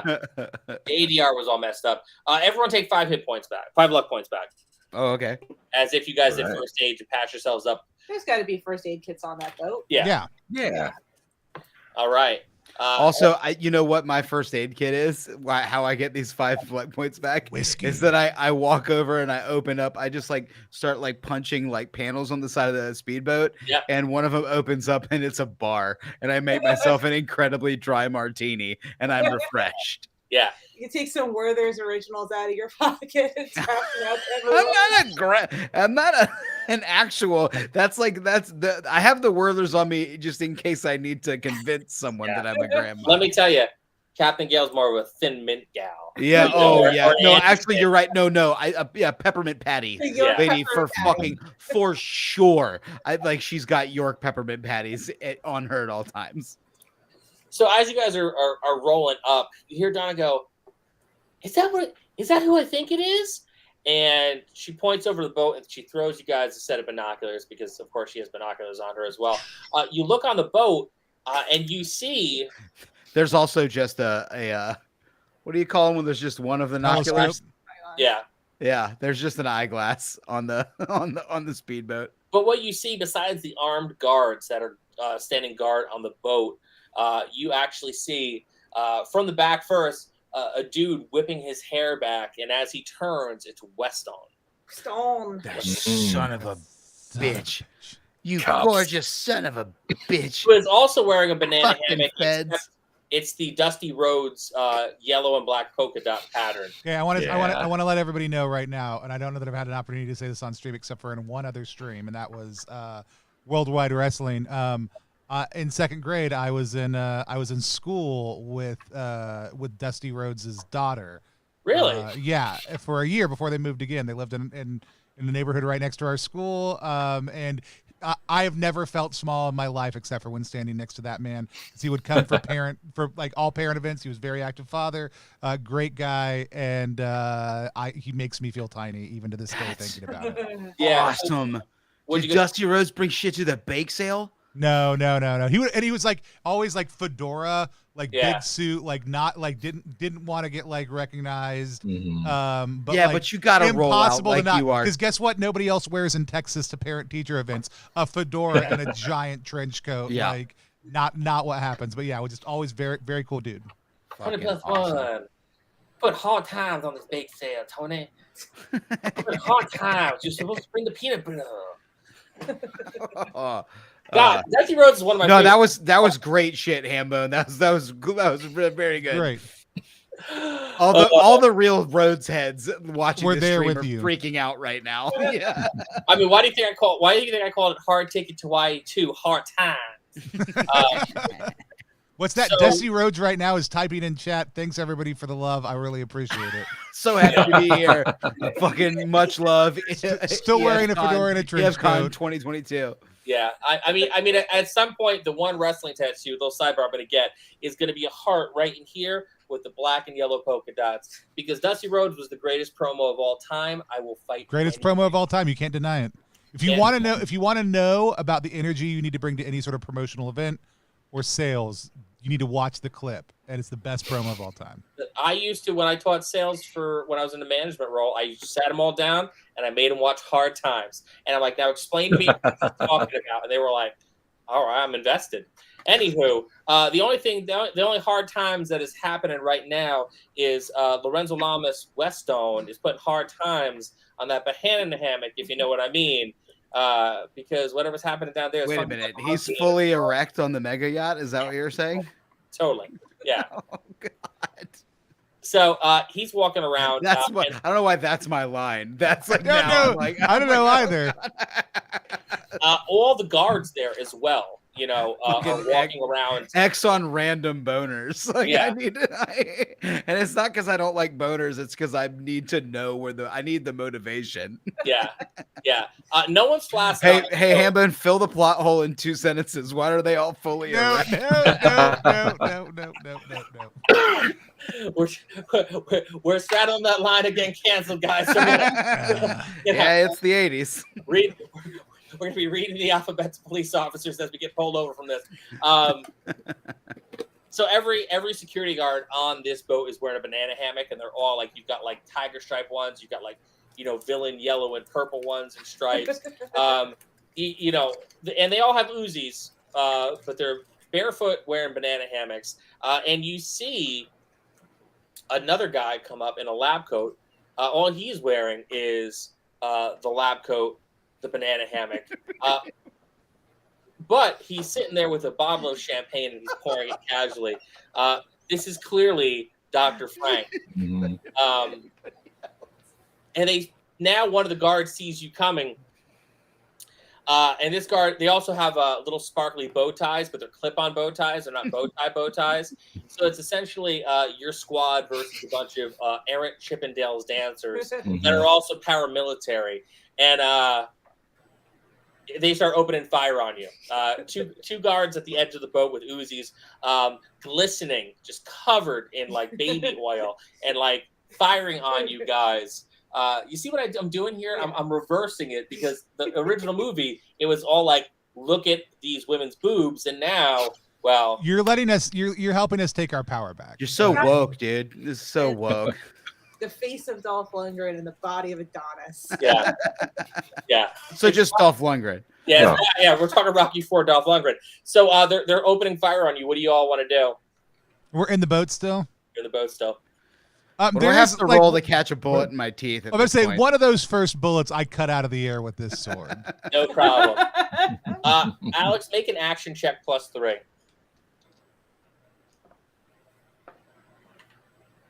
I rolled a 5, and my Okay. action is 8. So you made it. So it's an 8. You just made it then. Hell yeah. So bullet flies, and your head whips back, and for a second, everyone gets quiet. Oh God. They think they Not Teresa. headshotted the heart of this group, Captain Gale. And then you turn around with the bullet in your teeth. What do you say? I just say, you wanted me to eat lead? You got it. And I swallow the bullet.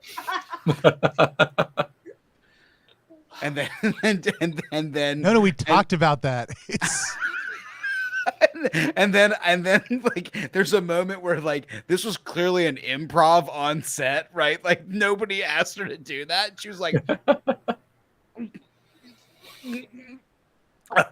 yeah, and she thought it was really kick-ass, and they were like, we have to leave it in because that was insane. So attached but to like, it. but I mean, not as cool as she thought it was gonna be. Yeah.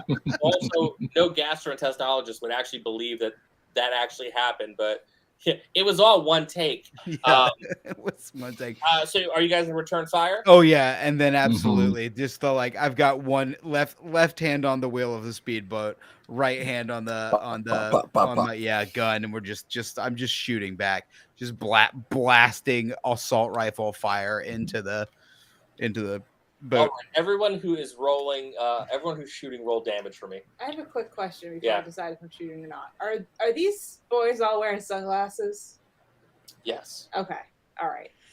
Because I was thinking I was going to take my compact mirror and try to like Nice. I mean, it'll still work. It'll still work? Yeah. You want sunglasses on? Yeah. Okay. you're gonna hit the Fucking one awesome. guy who didn't remember to wear a sun, and like we smash cut back to the guy going like, "Look, sunglasses and Speedo. How hard is it to remember your total uniform?" He's like, "When have the sunglasses ever mattered?" Flashback forward. Yeah, I want to blind these guys with my compact so that hopefully they're not quite as accurate with their shots next round. Okay. So, everyone roll your damage. I'm just 5 and 7. How many? 2? Yep. I throw the sword into the side of the boat. Just So are straight you on. trying to sink the mega yacht? No. No. Yeah. Okay. No. Oh no, I'm with you. I feel you now. I rolled a 1 and an 8. All right. So, you end up taking out 2 of them. 2 more are trying to take their place. Also, Weston has now reached and got one of those big, giant chrome, Dirty Harry guns that look just monstrous. But you don't understand why he needs to have a barrel that long. 78 caliber. He's gun. not compensating. He's not We can overcompensating. tell he's You've seen it. It's evenly it's matched. just to scale. Yeah. So he's going to start firing. He does 6 points of damage to the boat, and he takes another shot, and he does another 3 points of damage to the boat. Fuck off my boat. Trying to sink the boat. Hammer's just trying to flex the fact that there are vehicle rules in 3-2-1 action now. Yeah, I just remember I've been laughing so hard I forgot them up until this exact moment, but we do have legitimate vehicle rules. So yeah, the sword and like I'm right behind it as soon as it stinks in. You see my feet. Like obviously, like it's somebody who just put their feet down on it and then like picked them up real quick. Yeah. And then it cuts to me like launching through the air, like up, and like I just grab 2 guys. Like I stop like at the same edge as the boat and just like grab 2 guys with the chest, and then defying physics, pull them off to pull myself up and throw them down into the water. Absolutely. Make an action check for me. +3, or fill the plot hole in 2 sentences. How are you so agile? Oh, how am I so agile? Do you want to know how the actress is so agile or how the character is so agile? I'll take either. This is I was in the Army Corps. Like I did a lot of just like gymnastics work. So this is like 100% the rings like launch maneuver. And I used to just like pull ups on those things, like body pumping up and down all day long. And this is that exact same maneuver, except for these guys aren't attached to anything, so just coming down. I just roll it. The actress was actually a like an Olympic hopeful who they got injured, and that was the end of their career for that. But it unlocked. Thank this God new they were career. hot. Yeah, and They get so to be in movies. so yeah, these guys just come down, and that's a 4, so that's 4 under. So yeah, we're good to go. So you throw the sword. You get close enough. You run. You jump. You hit the sword. You springboard up. You flip. You grab the 2 dudes. Pull them down. You flip over. You land on your feet gracefully, ready to attack. But there's Weston, and Weston has It was too powerful. You flipped your hair too hard. Bridget's head falls off. Yeah. That's a perfect example of failing your action check right there.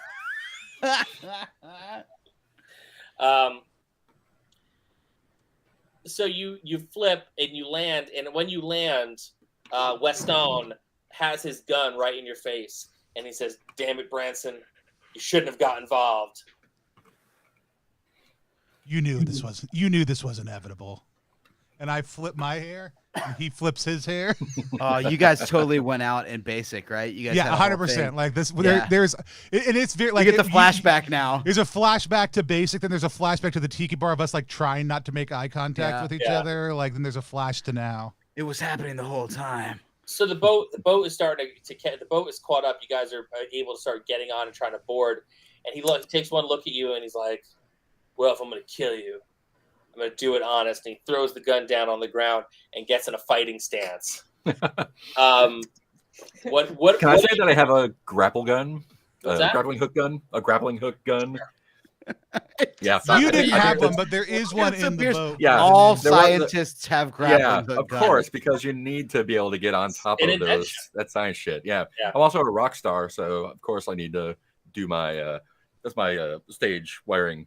Yeah, so jet ski is going straight towards it, and I just pop the grapple gun up. Maybe hit the cop on the way up. Okay. Roll.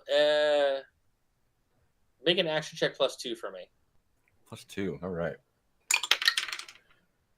6 + 2. Nope, did not make it. You want to spend some luck? I do want to spend some luck. Okay. Yeah. And then Must be nice to have luck to spin. yeah. Right? Roll, Where are you roll, at, a D, Tony? roll a D10 minus 6. What's the 5 we got back? That would be a -2. Okay. So you don't hit Weston, but you manage to fly up there, and now you're like standing side by side with Bridget. Yeah. Combat stance ready to rock. What do the two you do?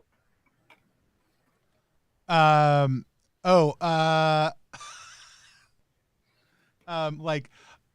think no, actually I think what it looks like is like Mark's character, I think you go first. And like I think it's like it's a physical thing, and I think he like turns to dodge, and as he does, like I put my prosthetic leg because it has to come into play at some point in time, and I'm trying to be as non-ableist as possible.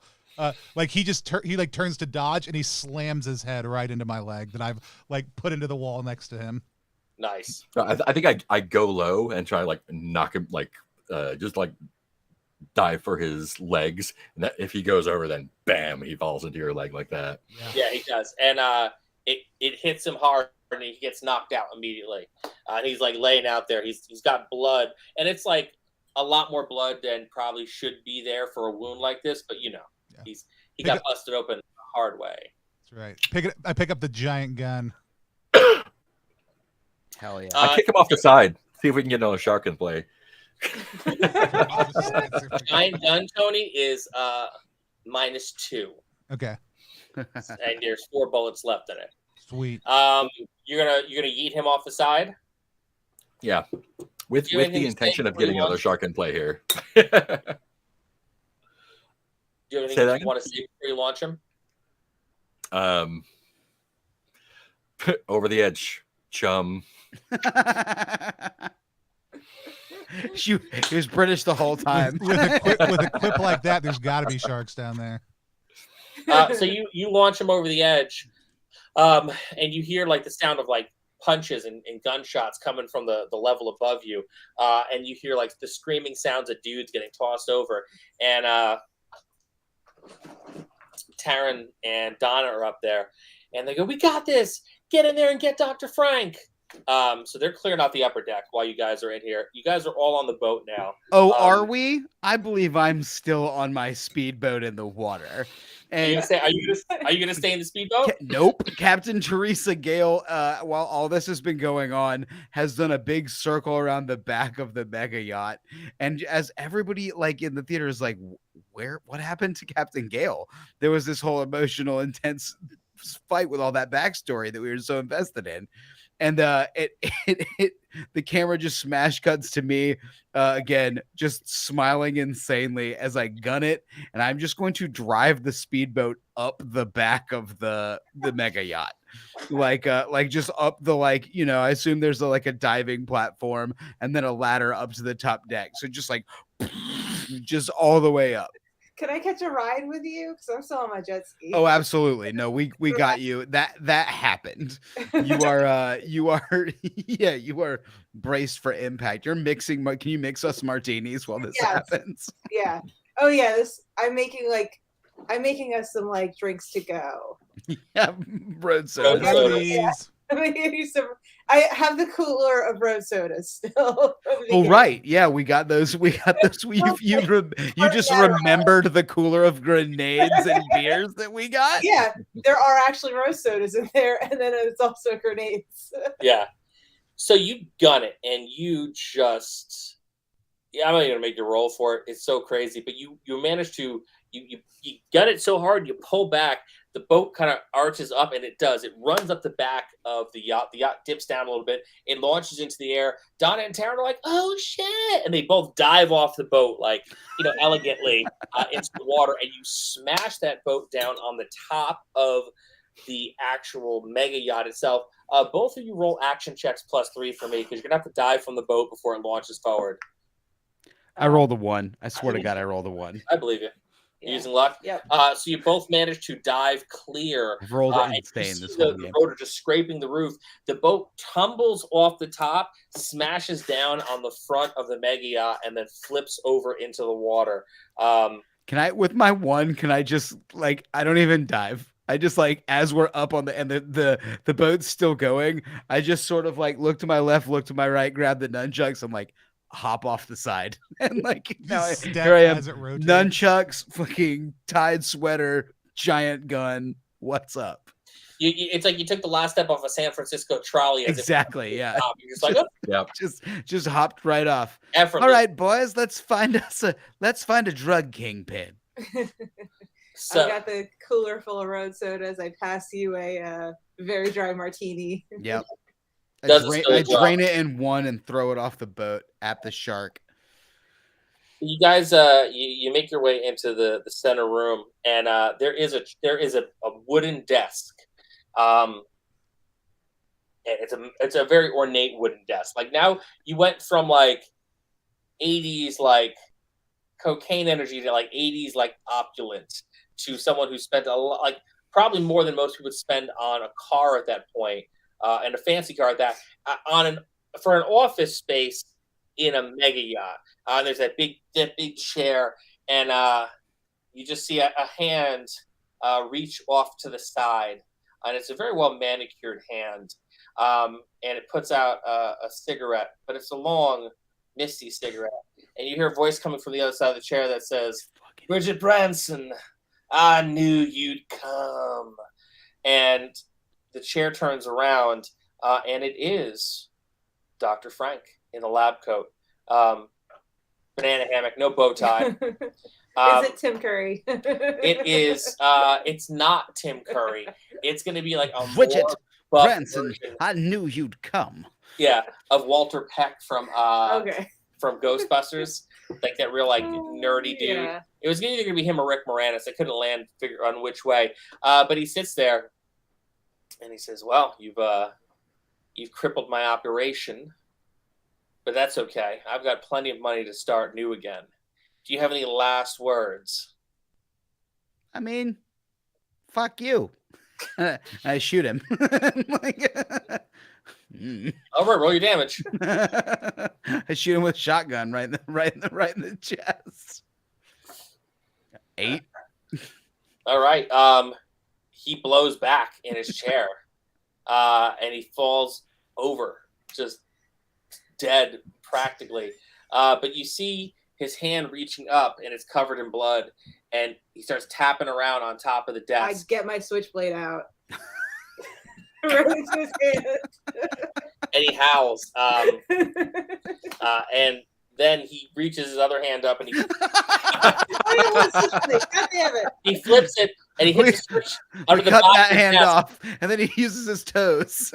He flips the switch under the bottom of the desk, and a trap door opens up, and you all drop down into a pit with a massive green and black tiger. Ah. Oh, good. Power of Grayskull. I'm gonna try to make friends with this kitty cat. Make a charm check for me. +3. Yeah. And -3 because I got -3 to charm when dealing with animals. Nice. Ooh, that's a 1. Yeah. Charm 4. That's like doing like, okay, like putting my hand out, like lick. Okay, pets. All right, Carol Baskin. And then when it's, I mean, nobody knew that when it looks like her maiden name was Siegfried. Oh my god. So this is what I love about RPGs. No matter what you can think to throw at people, the dice will decide. So the tiger like indifferently looks at you and it lets you pet it.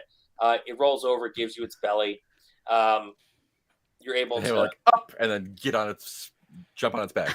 Yeah, so you do, and the tiger jumps up to the next level and brings you with it, and now you are mounted on a green tiger.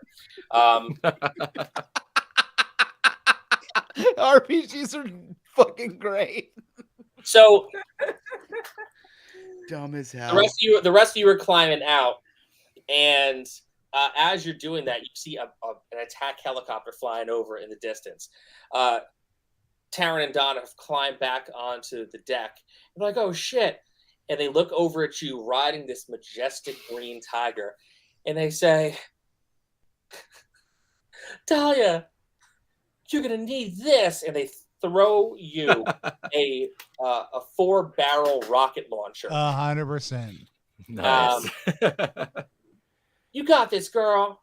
And you fire all 4 rockets at this helicopter from the back of this majestic green tiger, blowing up the helicopter.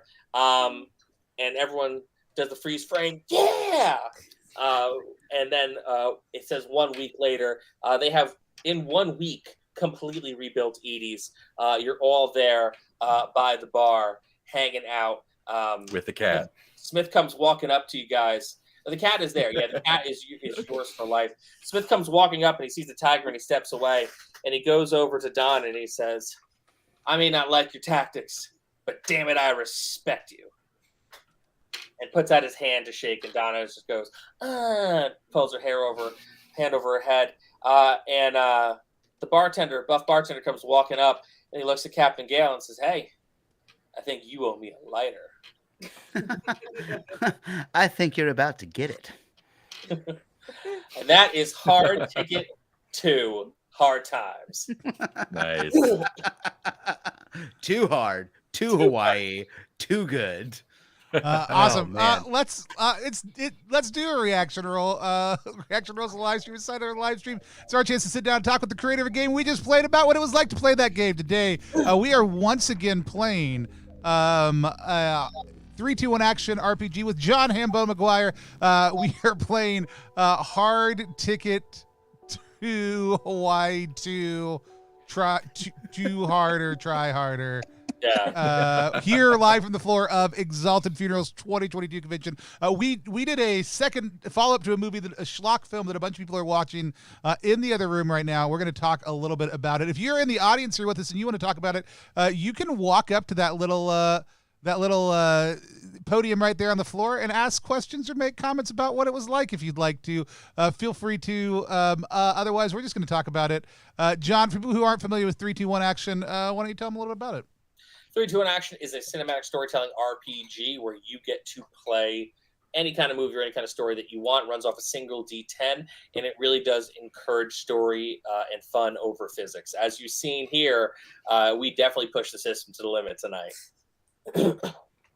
My dice, man, were just absolutely wanted to fuck up ninja heads.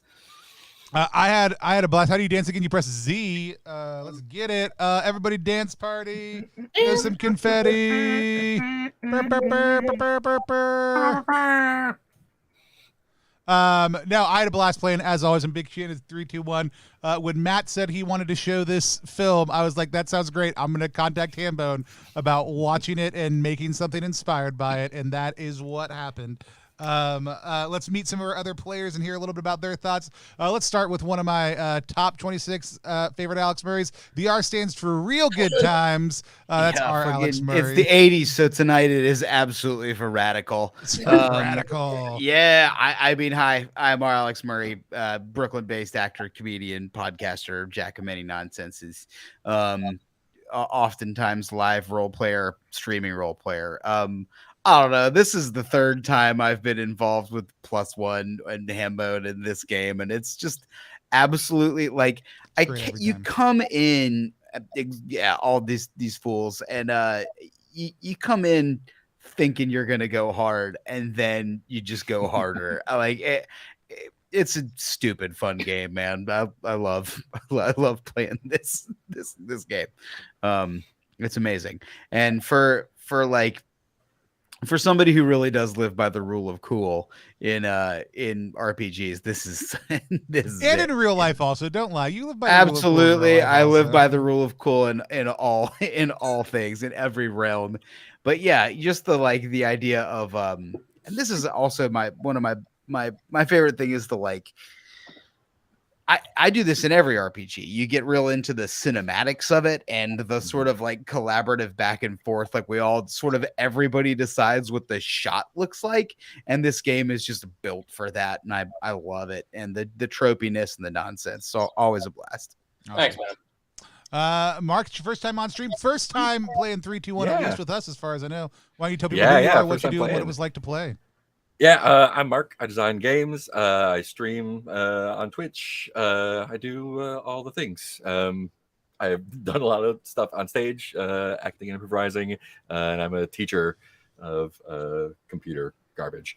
And yeah, this was super fun. Really enjoyed playing with y'all. The game is ridiculous. Like Alex is saying, just really super encourages just going way harder than you thought you were going to go. It allows and encourages that. So yeah, good time all around. Awesome. Thanks, man. I appreciate it. I had a blast as always. I gotta ask John. You watched this movie. You watched this movie again. Sally. Sorry. I keep on looking at screens. I keep on forgetting you're there. Not because I don't love you. Super excited to always have you with us. Tell people who you are, what you do, and what it was like to play. Yeah, I'm Sally Cantorino. I am a comic book artist by day and RPG illustrator by evening and weekend. I've done art for the 3, 2, 1 action games. I've done art for some World Champ Game Co. games, Mystic Punks covers, Nightcrawlers. There's a whole bunch of stuff on Exalted Funeral that has my art, and there will be more coming out soon. When we get around to it, we're gonna have Sally do the art on the iToaster maintenance manual coming out too. Nice. So I just gotta get the date and content all set and get over. I'm very excited about that. Love your art. I gotta ask you. You subjected yourself to watching this movie again. None of the rest of us did on purpose. Sally was subjected to it. No, I was not subjected to it. Oh, you weren't? I thought you said you just got. No, I just grew up watching a lot of the same. I had my taste shaped by watching a lot of Mystery Science Theater as a kid, so I understand that's right. The kind of movie this is and the kind of tropes that are happening. No, I just want to say, so you can't cast Rick Moranis as Dr. Frank because I've already cast him in my head as Jim. Hot Tub Boy. Yeah. He's definitely. Yeah. Hot Tub I like that. Definitely. Yeah. Jim's absolutely got the 100% Lord Helmet vibes. Yeah. But also Streets of Fire, like Rick Moranis. Yeah. Yeah. I got to know who Judge Reinhold was in this flick. Was this Smith. during? You what? Judge Reinhold was Smith. Was he? Okay. Yeah. Absolutely. That 100% makes sense. Yeah. What? Yep. Tell us. So we didn't. So none of us watched the movie. You did. It was great to play the continuation of a movie we didn't get. Tell us what some of your influences, what some of the things that made you think about, and kind of how you built out this short adventure based on that. So for me, I grew up watching a lot of 80s movies. I grew up watching a lot of 80s cop shows. I grew up watching all of I didn't have cable till I was 19. My mom thought if I saw MTV once, it would warp my fragile little mind. But here we are. Anyway. Yeah, you're covered in tattoos. And she let you play. It was Dungeons already and warped, Dragons. Ma. Yeah. So I had to watch all this stuff on tape videos from HBO at my friend's house down the block. So like, you know, I would see movies like Hard Ticket to Hawaii. I would see like all the old Chuck Norris movies, American Ninja. There was a movie with Gregory Hines and Billy Crystal called Running Scared. Insane. Like a perfect 80s cop movie. And so like I try to bring all that into here and like hit on like every single trope while giving you all the room to do what you want to do. And I was like, they had a snake in Hard Ticket to Hawaii storyline, so I wanted to get a tiger in there. I also was like, I've always been fascinated with from Inspector Gadget, Dr. Claw, and the big chair, and then turning I love that. And like, you know, trying to put traps in there that made sense, but also were like so over the top and ridiculous that you really couldn't do it in any other game. Like, you know, the cocaine snowstorm. And so, you know, I watched the movie again. I wanted to make sure we had Donna and Taryn in there. I knew I needed to get the 4-barrel rocket launcher in there. And, you know, I wanted to turn it around. So it wasn't just like, you know, like the women are just here for one reason. It's like, well, now there's, you know, of course, Dr. Frank has all these boy toys, you know? I love Because it. he's got a tiger in a trap in the friggin' mega yacht. And there had to be ninjas because it's the 80s. So, Yeah. One of my favorite moments probably was like when I was like, I just start looking for a shark, and then you were like, "There's a shark," and I was like, "Holy shit, that's amazing!" The jet skis were that for me when I was just like, a fucking course. There's no what was I even thinking? Give me the jet skis. Yeah. I mean, there's no geographical or scientific soundness. That's just like I needed you to get to a factory to put you on jet skis, and if you're going to be on jet skis, there's got to be sharks. Yeah. That's science. I think like 3-2-1 action is one of my favorite systems. I absolutely love and adore the way that y'all write them also too. Like I am a minimalist designer. I'm a handhold person. It's not at all my writing style, which is one of the reasons I love it, because it like in the same way that systems light stuff can be really good for like if you're an improv GM or don't want to have to worry about things, you take the stress out of all that by everything in 3-2-1 action games is so well structured. There is the cinematic lens, so like it's the kind of thing where if you think this might be about to happen, guess what? Like there's going to be the piece you need to be able to pull in to do that. Everything's so crisply laid out. If you're first time GMing and you're like, hey, what do I even do or say? Like 3-2-1 action is games are such good ones to pull up off the shelf, because you're never going to not have an answer to what can I put here, because it's going to be there. None of us have mentioned the fill the plot hole in 2 sentences mechanic either yet, which is one of my favorite mechanics in any RPG ever. It freaking rules. It's so funny all the time. And talking about, like, to your point, Tony, being a first time GM, if somebody says something berserk and you're just like, I don't know what to do with that, you can just be like, explain it, nerd. Go for it. Yeah. You tell me.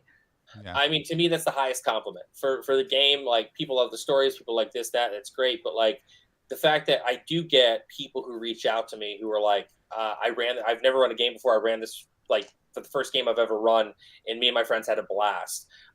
We did an original. One of the first pamphlets that we did was called Grounded for Life, which was a epilogue to Escape from Point Nemo.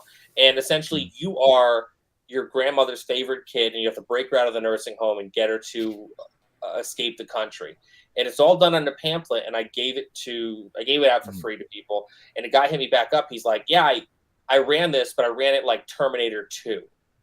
And he's like, instead of like, federal agents, it was like, they're running from like the Terminator. Yeah. And it worked because he felt confident that he had the plot points and the things that he wanted to say, and then was able just to fill in the rest on the fly, let his players do what he wanted to do. And like, to me, that's everything that I want to get out of 3-2-1 action. Like, I want people to play our game. I want people to have fun playing our game. I want people to laugh and enjoy themselves. And if you can do it and have the confidence to do it just by picking it up and running it, then me and George have like done our jobs. Yeah. Everything else is gravy.